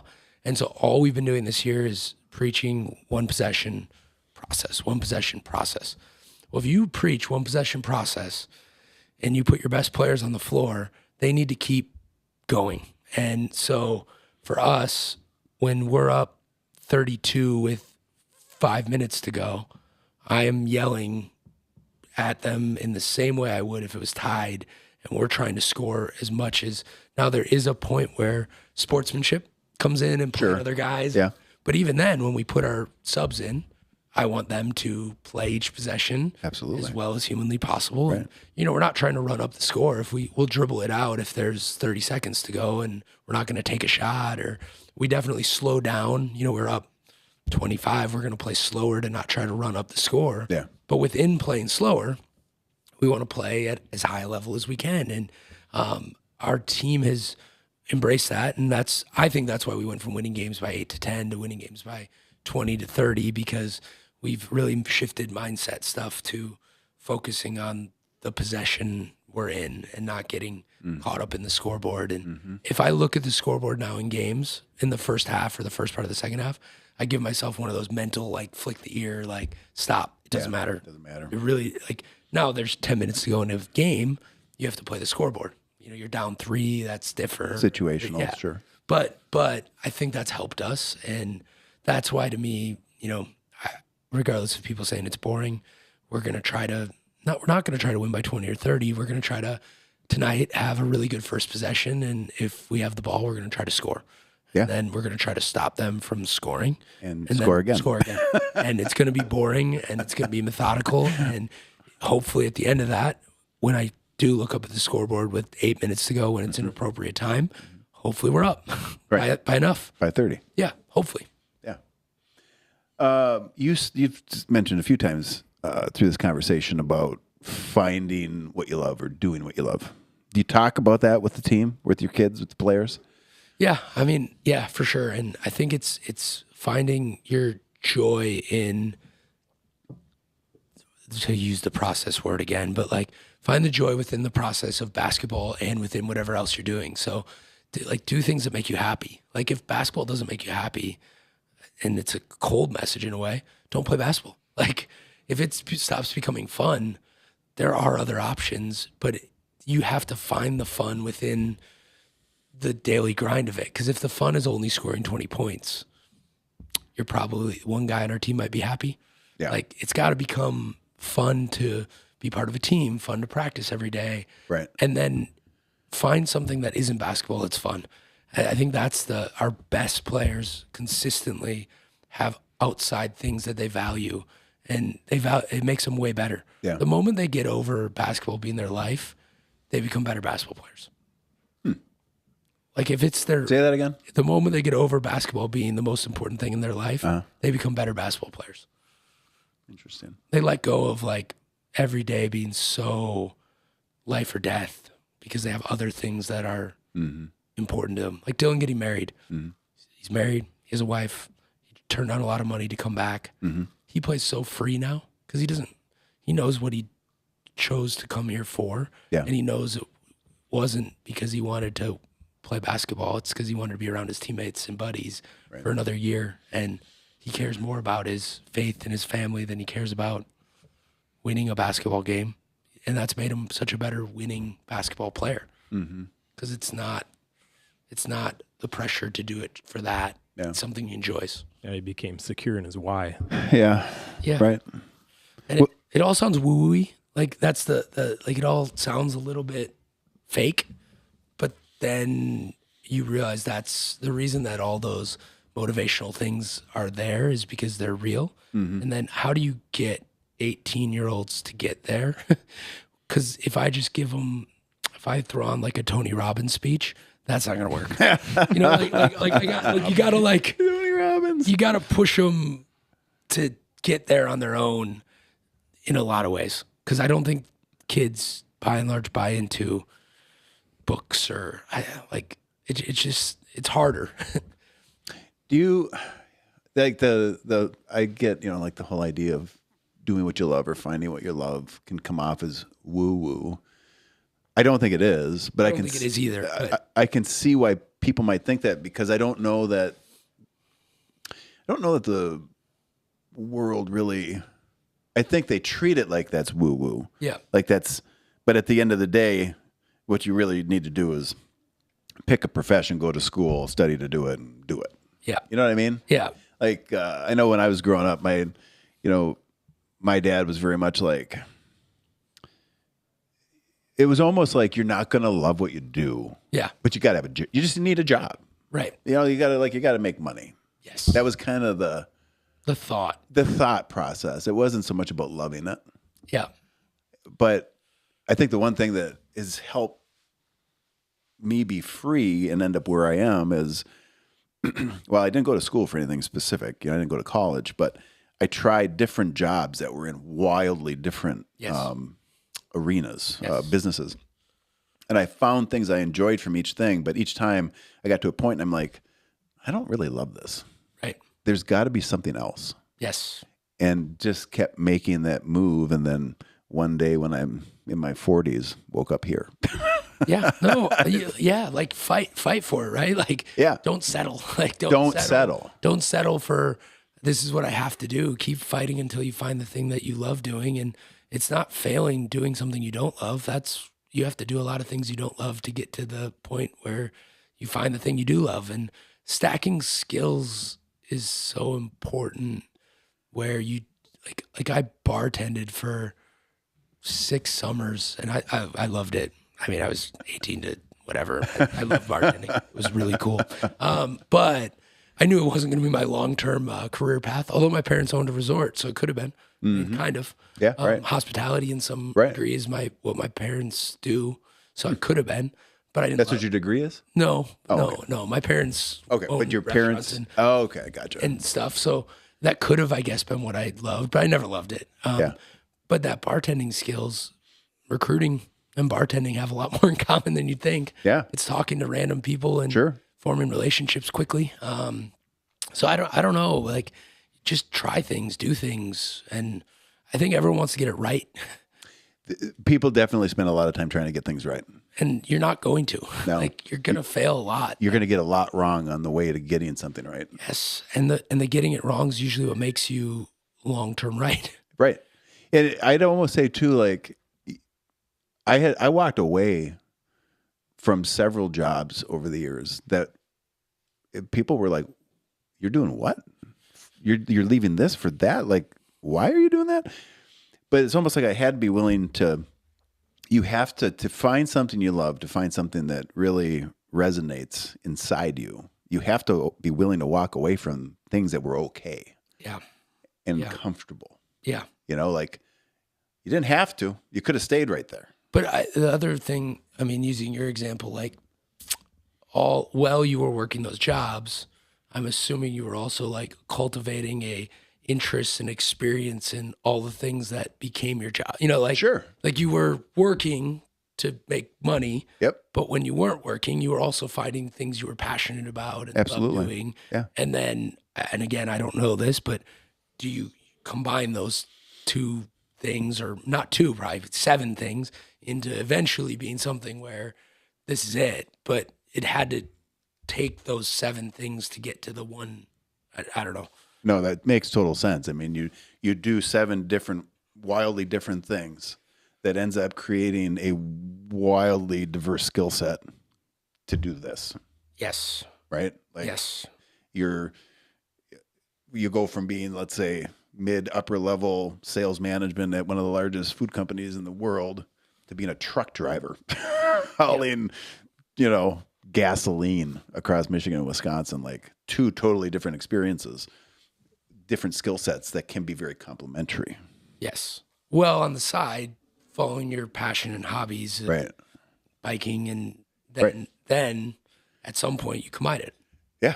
I mean, wildly. And then it's like, voila, I haven't figured it. Like, and everyone's like, oh yeah, that was easy. Yeah. You just follow your passion. But it's like, no, it's not really, easy. It really didn't work that way. Like it doesn't work that way. You have to do a lot of different things to figure out how to combine your passion with real. Like, I'd love to just say you show up and coach basketball, but I had to wash laundry, and then I had to figure out how to recruit to tough places, and then you had to figure out how to scout and sit there and watch film over and over and over again, because I didn't know anything about basketball. I thought I did, but not really. And then all of a sudden you become a good basketball coach, and everyone's like, oh, wow, that happened. And it's like, yeah, it happened, but it didn't just like, and just show up and all of a sudden we're 16-2 and life's good. Think about, I had caught that when you said earlier, and then you just brought it back up about washing laundry. Yeah. Think about how many people might get to that opportunity to wash laundry and be above that. Like, I'm not washing laundry. What is this? Right? Yep. And be like, I'm out. Not knowing that if they could have played the movie forward, maybe that is the step that takes them to being a coach. Yeah, for sure. And right? I mean, and so 4 years of being a manager, which whatever, moved 2 years in Shadron, Nebraska, which Where? Yeah. D2 school in Nebraska. Pizza Hut was where we took our recruits. Nice. Taco John's, Pizza Hut, Subway. Those were the 3 places. Oh, Country Kitchen. That was big. Those 4. And then went to Bemidji, Minnesota, which makes Marquette look like Miami. And, was there 4 years. And my 4th year there, we're 12-16 or something. Like, we're not winning. I'm the assistant. I'd never had a winning record as an assistant. 6 years. Losing record every year. And then took a JUCO job. Was like, I don't know. And then I'm 29-ish, 28, 29. And then got the Northern job. When I get the Northern job, I'm the youngest D1 or D2 coach in the country. And all sorts of people, not my friends, but people are like, wow, how did you make it? Like, I'm like, well, I failed miserably for 6 years. All the way here. And then I got lucky. And now, like, we're winning. And now I have all these people reaching out are like, yeah, how do you have that much success that young? And blah, blah, blah. I'm like, well, go to rural Nebraska and coach for 2 years.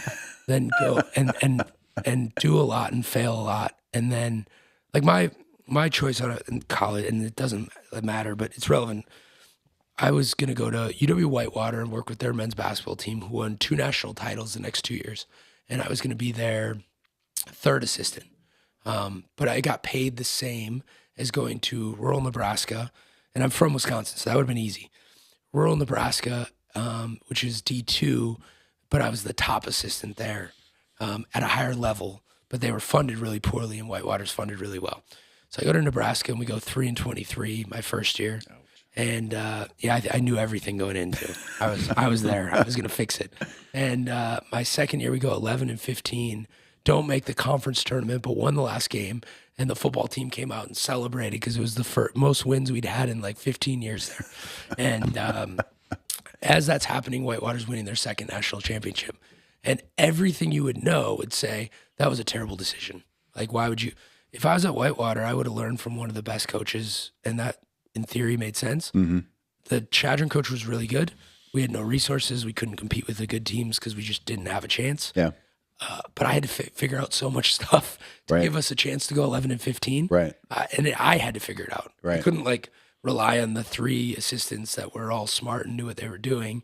It was me and my boss sitting in a cruddy little office talking all the time going, how in the hell are we going to win a game? And I think that's why overnight you make it. Right. By not making it. Do you have people ask you how you did it or how to do it? A lot now. The last year or two, we've kind of became basketball famous. And it's been weird. It's been weird because a lot of the things that I used to podcast or things that I used to follow when I'm in Nebraska and people I used to look up to, now all of a sudden I'm on those shows, or now we're the trendy whatever. Right. And now I have all these people, managers of D1 schools and lower level assistants who are all reaching out to me and asking me questions the same way I used to do to others. Yep. And it's a little weird because the first thing you want to say is yeah, I know nothing still. But you also don't want to blow them off. So you try to share and the answers are boring. The answers Put your head down, work hard, and you're trying to say it in ways that are a little more humorous or, you don't sound condescending, but it's boring how to get better. You just do it over and over and over again. And it's like anything. It's a boring answer because there's only one way, and it's to put your head down and work. Yeah. I get the question a lot, how do we create 906er? They'll just ask, how'd you do it? Yeah. What's the secret? And I agree 100% with you. There's that whole element of you just have to put your head down. You have to work your ass off. You have to be willing to do whatever has to be done. You can't be above doing any job. Correct. Right? Yep. You can't be this figurehead who thinks you're going to tell everybody what to do. If you're not willing to do it, you better not tell somebody else to do it. Yep.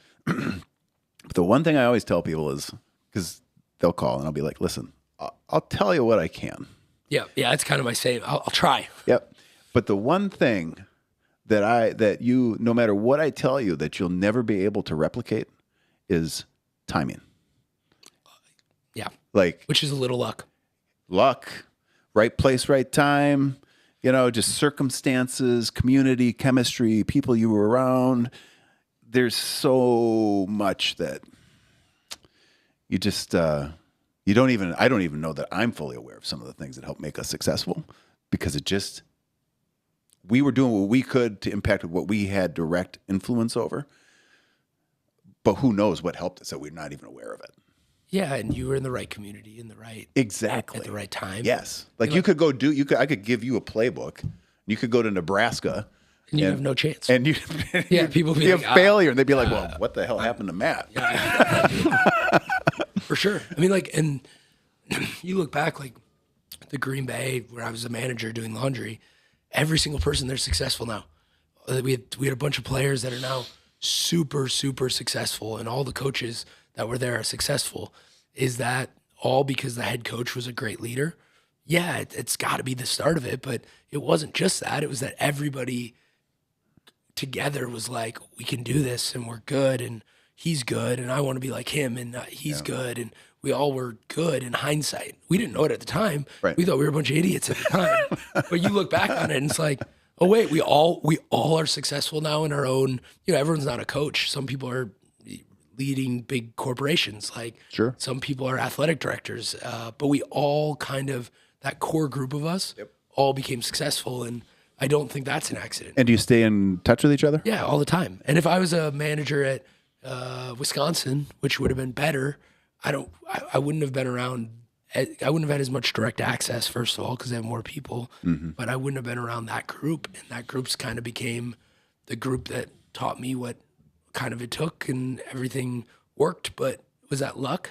I don't. A little bit, for sure. Yeah. The other thing I would say with like the head down grind, and I don't know if this is true in kind of your world, but there's a basketball thing now where everyone hears the stories of like the former, especially like former managers or who are just, grinders. Like they put their head down and they showed up to the office every day at 6 a.m. and they left at 8 p.m. And that kind of grind culture in coaching is celebrated to like a flaw. Yeah. And you have to do some of that, but you also have to like prioritize what's actually important and what matters and zoom out sometimes and go, well, am I spending my time correctly? And I think that's the other part that I try to tell younger coaches is, yes, absolutely, you have to grind, you have to do whatever, but you're getting told that by everyone. You also need to like prioritize doing things that are valuable and are helpful. And the number of guys I know who are lower level coaches and they're in there at 6 a.m. and they're watching film for 5 hours and they're doing whatever. And then, the head coach randomly has an emergency and, maybe he's got his car broke down and he has to get to the airport and they're too busy grinding. Go take your head coach to the airport. Yeah. Like go spend an hour with him and absolutely. talk to him and pick his brain. And like the opportunities are there, but sometimes people are so head buried down in the work that they don't capture the moments that actually could help them. Yeah. No, what you just said there, like my analogy to that or comparison is, I don't know if you've ever had a 5-year plan in your life. Yeah. I have not. I have like a 12-hour plan. Yeah. And I see what happens. Yeah. But I actually believe that I think that there are places and times for, let's say 2, 3, 4, 5-year plans. But I also think that because there's always been this, I've been told repeatedly through the 20, 30, 40 years I've been working, you got to have a 5-year plan for this. You got to have a 5-year plan for that. And I think sometimes that these 5-year plans that people get blinders on. Yes, 100%. They walk right by opportunity after opportunity because they're so fixated on this thing that, and by the way, when they get to it, they fucking hate it. Correct. They're like, wait a minute, I got here. I'm where I said I wanted to be. Now this sucks. Yeah. Eyes open, ears out. Like, yes. Like just see what happens. And oh yeah. The Final Four for basketball, I would actually, I think it'd be really fascinating getting a bunch of people that aren't in basketball and they should go down to the Final Four. And I'll help them. We gotta find like 5 people to do this who don't know each other, and as a social experiment. Oh, good. Go down to the Final Four, and I'll tell you where to hang out for the coaches things, and go watch these young coaches because they're obvious. Like you see them, they're 22, they're 23, they're trying to get jobs, and they walk around and they got their resumes out, and they're grinding, and they're trying to find. The Duke coach and hand him his like that guy's gonna really care. Right. And they're walking past, and I know they're walking past this guy who's a low major D1 coach or this guy who's a D3 coach that I know is about to get one of those jobs, but these guys are head in the sand trying to chase whatever. They're going to these networking things, and then later on, 2 hours later, you're at a local establishment on the corner, and there's 5 of the best coaches in the country that are sitting there, and everyone's just kind of talking, and they could have just been there being a normal person and not been weird and introduced themselves, and they might have actually had a chance. And, I've always said at those things, like I've been very anti-networking. Like I'm I'm going. I'm not going to the convention. Now I know enough people. I'm on some committees, so I have to go to some of this. Right. But I was always like, I'm never doing that stuff. I'm never networking.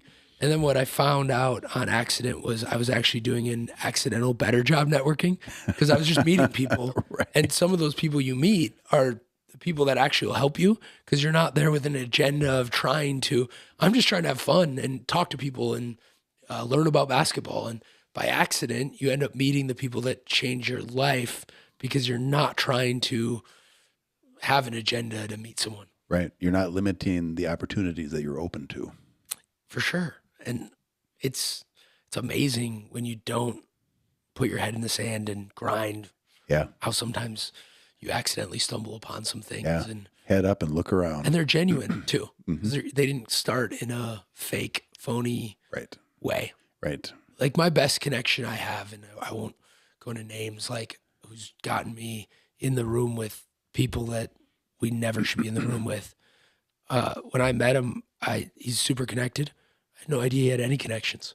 I just met him and was like, oh, this guy's fine. And we started hit talking it off about stuff. And then we're texting, and next thing you know is he's a person that has elevated us to rooms we shouldn't be in. Yep. But it didn't start that way. It just started of talk. And I think if I would have known everything totally different, I would have botched it because I probably would have like tried to impress this person rather than just having a normal, boring conversation. Yeah.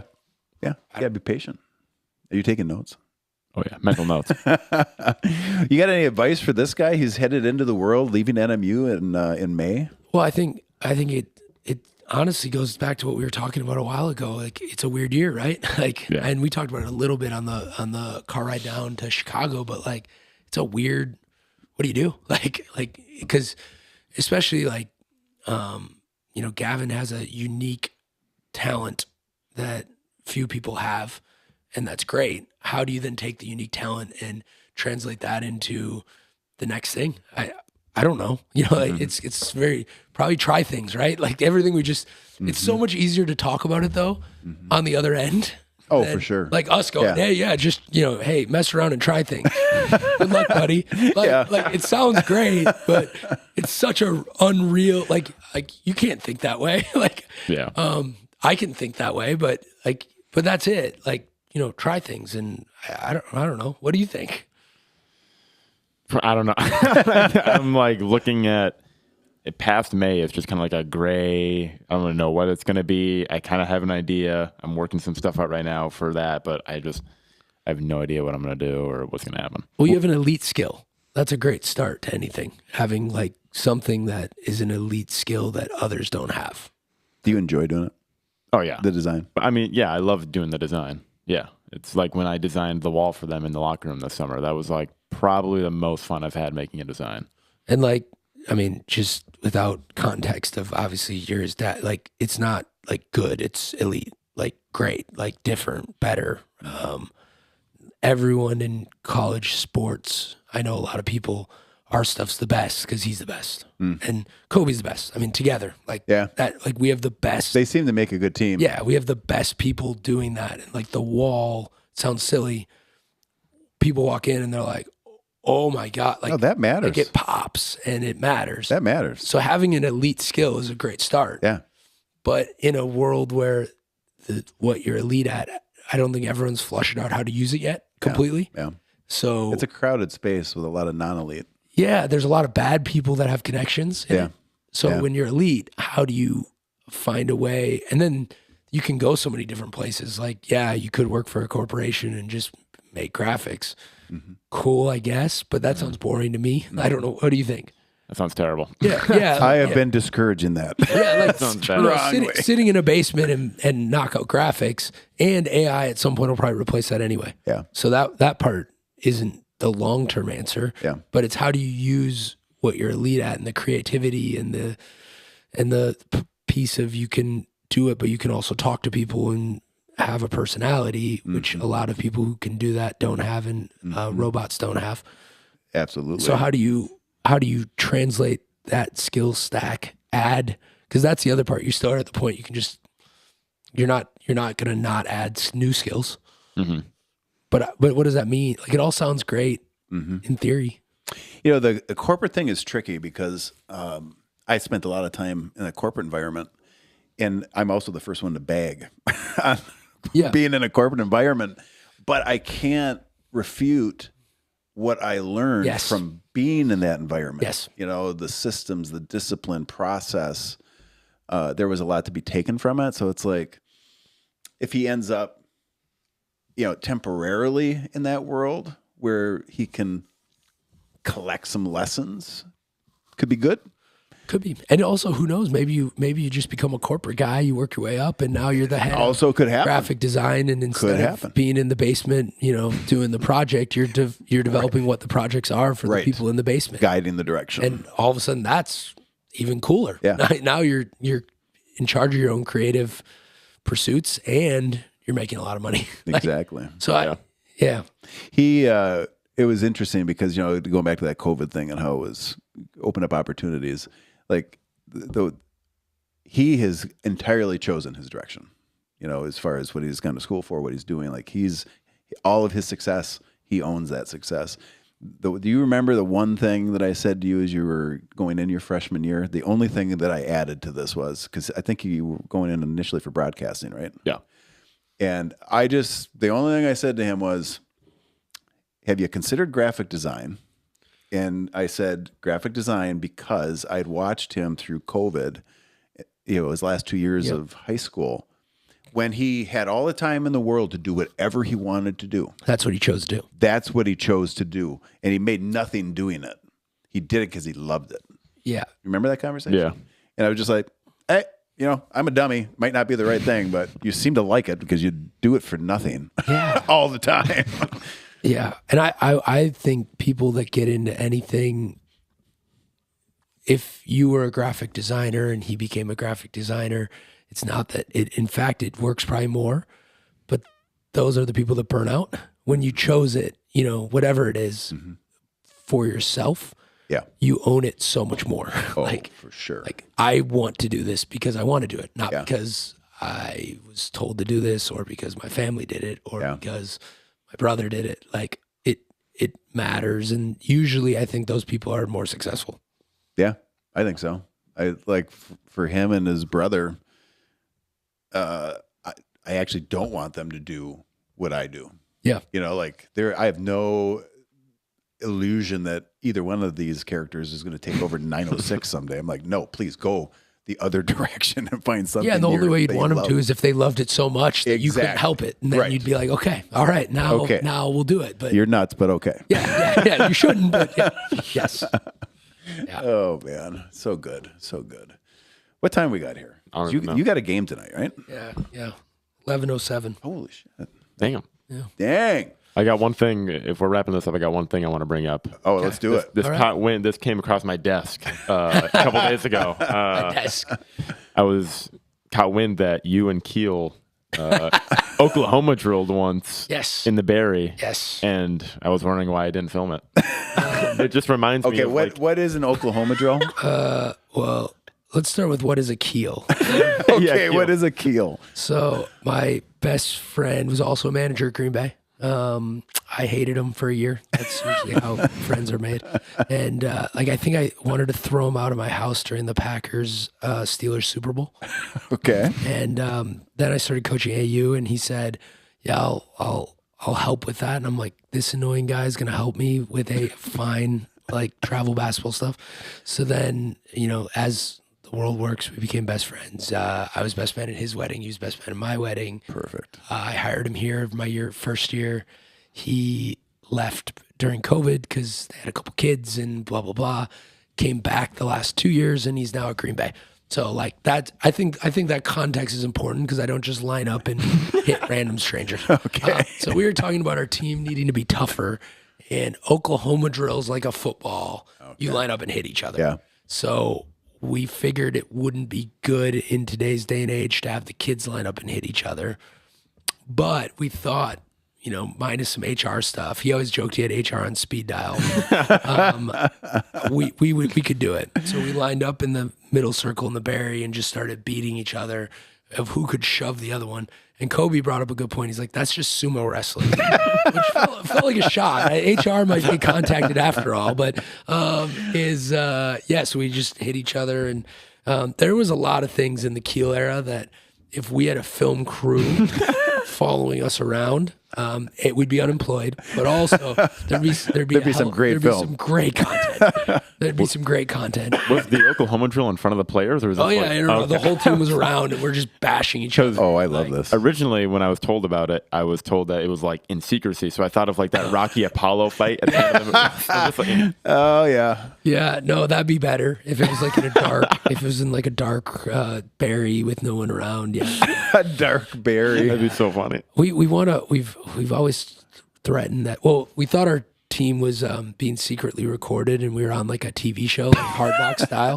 Not so much this year; it's been pretty smooth. But we've had other years where we're like, okay, all right, hey, camera crew, come out. Like we're being punked right now. There's no way all this stuff can keep happening. Which I think we've all been there in life. Like, oh yeah, am I not in on this joke? Like, but that was one of those moments for sure. I love it. I just watched Rocky 2 last night. Yeah. Had to return. What's the best Rocky? What do you think? Best Rocky? I haven't seen him in so long. Probably, I don't know, 3? I don't know. I can't remember. I'm going to go 3. Rocky 3 with Mr. T. Yeah. Clubber Lang. Yeah, I think. Yeah. Just I'm more familiar on the Creed movies. Shit. Yeah. Yeah, Creed. Which Creed is the best? 1. I think it's 2. Have you seen those? Yeah. So good. Do you? So good. Yeah. Oh yeah, they're great. Have you watched all the Rockies? I've watched all the Rockies. I even watched the terrible What's one. your favorite? Probably 2. 2 is good. I got to rewatch. 2 is good. Like, I love the way it starts with the end of their first fight. Yeah. Yeah. And then you get the second fight. Yeah. Yeah, and then you get the hidden. You know which one's not the best one? The one where he came back as like a 6-year-old because of the virtual ESPN one. Oh, yeah. That was called Rocky. That was Rocky Balboa. That one's not good. The 5 also with Tommy Gunn. I was going to say, it was Tommy something. Was Hulk not Hogan's a favorite. 4? He was in 3. Hot Lips or whatever. Yeah, because they started off with that charity event. Oh yeah, yep. That was legendary. 3's good. Yeah, it is. It might be 2. Did you ever see before Hulk passed? Did you see his interview with Joe Rogan? No. He was talking about getting casted for Rocky 3 and what a psycho Stallone is. Checks out. Because he's like, this guy wants me to hit him because I guess Stallone was like. He just wanted it to be uber real. So he's like, hit me. Hit me. And Hulk's like, you don't want that. You don't want me to do that. And he's like, no, I do. So he did. Just floored him. Okay. Sweet. Do you have anything else? No. Tapped out. You do a nice job for these guys with the art. Do. Thank you. Yeah. Very good. Elite. Very good. Best in the biz. No, seriously. Like it's what I do is follow this stuff, and we have the best. Yeah, it's good. I'm quick to tell them when it's not. Am I not? Yeah, there you are. We have that. Yeah, unique relationship. Well, I messed around with some photo when I was at the JUCO. We had no one, and so I messed around with some Photoshop stuff. And when I first got here, we didn't have anyone. So I mean, really, we kind of did, but not really. So it was me trying to do them. And I thought I was. Can we find it? Is it archived? I have a lot on my phone. Do you? I'm like, available. You need to text me. Got okay, actually. Did you? Like I got average. And I want to see one of your first. Yeah, and I got average, and then now it would look pretty bad. Like average to elite. There's a big. We're not talking like a couple jumps, but I think I was better than some of the people that were doing it. That's hard though. If you're trying to be the coach and learn Photoshop, because that stuff is not easy, man. Well, I think early on, I thought I could do everything. You come in and at the JUCO, I did do everything. So I came in, I'm like, I'm gonna do everything. And now I'm like, I want to do nothing. Instead of everything, I want to try to do nothing. Do you tell him what you're looking for? Yeah. At times? Yeah. I mean, for the most part. I mean, yeah I think, some of it's obvious, but I think some of it is I do think we've come up with some creative ideas where like we're like, ooh, we want to do this, and send them what someone else did, and it was like, how can we do a version of this? I gotcha. It's also, that makes sense. Honestly, it's a little easier when you're good. Yeah. And even like the Puerto Rico thing and the Michigan State thing, like we've had a few more, like some others, probably getting too deep in the northern weeds, but some others think that we do more with men's basketball than we do with other sports. That's true because we went to Puerto Rico and because we played Michigan State and because we're nationally ranked every week and because we have good wins and because us as a staff come up with ideas. So like there's going to be a little bit of, whoever we're competing somewhat for their time. Yeah. And also Gavin's a men's basketball. I don't know, do you guys still do that? Are you assigned to men's basketball? So our person might be better than other team's person. Sure. So we put out more content, partly because we want to. Yeah. And partly, I don't know. So anyhow. Well, I can tell you because I'm around him all the time. He's not in the dorms. He's at home. Yep. He's designing 24/7.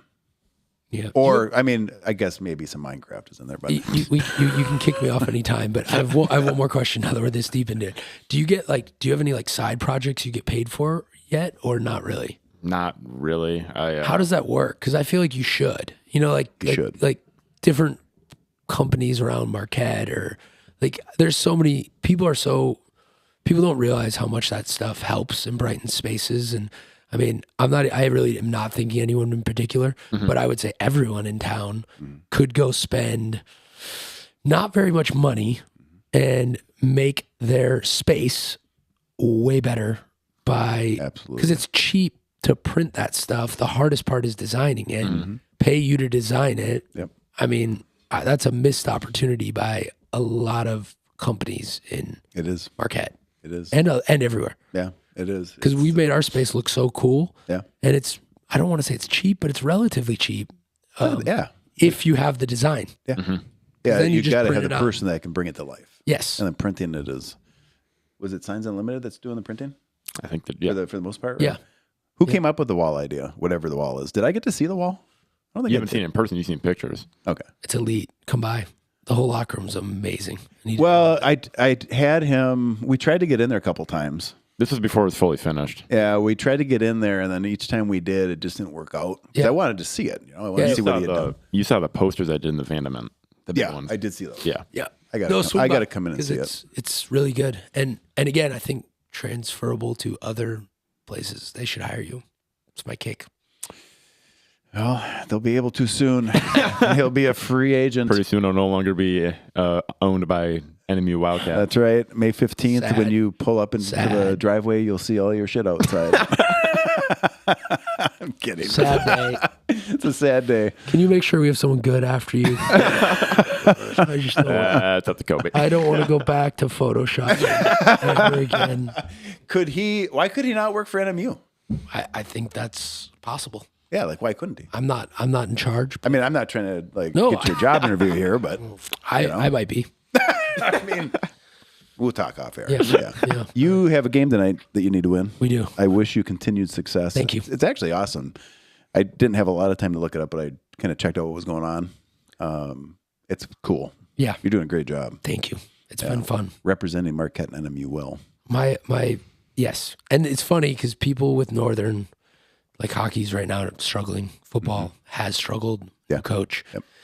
I sometimes wish instead of complaining about the things that struggle, let's support the things that are good. Yeah. And women's basketball is awesome right now. Men's basketball is awesome right now. And it's been a noticeable shift this year where our crowds are way better. Yeah. We're packing it pretty good. And I think that's the best way to get the other things better. Let's focus on positive, and exactly. Football's going to get it rolling. Hockey's going to get it rolling. It's going to all get fixed. But what's fixed right now, let's focus on that instead of complaining. Yeah, focus on the positive. Find your biggest opportunities for improvement and make improvement happen. Boom. Instead of sitting back bitching about it. Yeah, correct. All right, this has been a good interview. Yeah. Everybody said you'd be good. And I was like, well, we'll see. Well, I'm certainly less good a shape than everyone else you've had on, and certainly have done a lot less personal hard things. So my wife's our resident do hard things person in our house. What does she do? She's our lacrosse coach, but she runs obscene distances, Really? and weird things. So does she do like races? yeah, not like full on to the degree you guys are, but yeah, I think she did like, I want to say she did like some weird ultramarathon stuff in Oregon before she came here, and now she just like casually will be like, oh, I'm gonna go run a marathon. I'm like, cool, have fun. Yeah, I mean, she runs every day. And is she doing any trail races? Yeah, but I don't even know. I'm bad. I should know more. You should tell her to stop by. Yeah, we're probably her people. Yeah, she definitely be better at. Yeah, but actually be careful sending her down here, because if she becomes part of this community, then you do by default. Yeah, and you'll probably at some point get talked into doing some stupid shit too. Yeah, I'm a pretty brutal athlete. You'll fit right in. Yeah. All right, thanks, Matt. Yeah, thank you. Thanks, Gavin. Yeah. Over and out.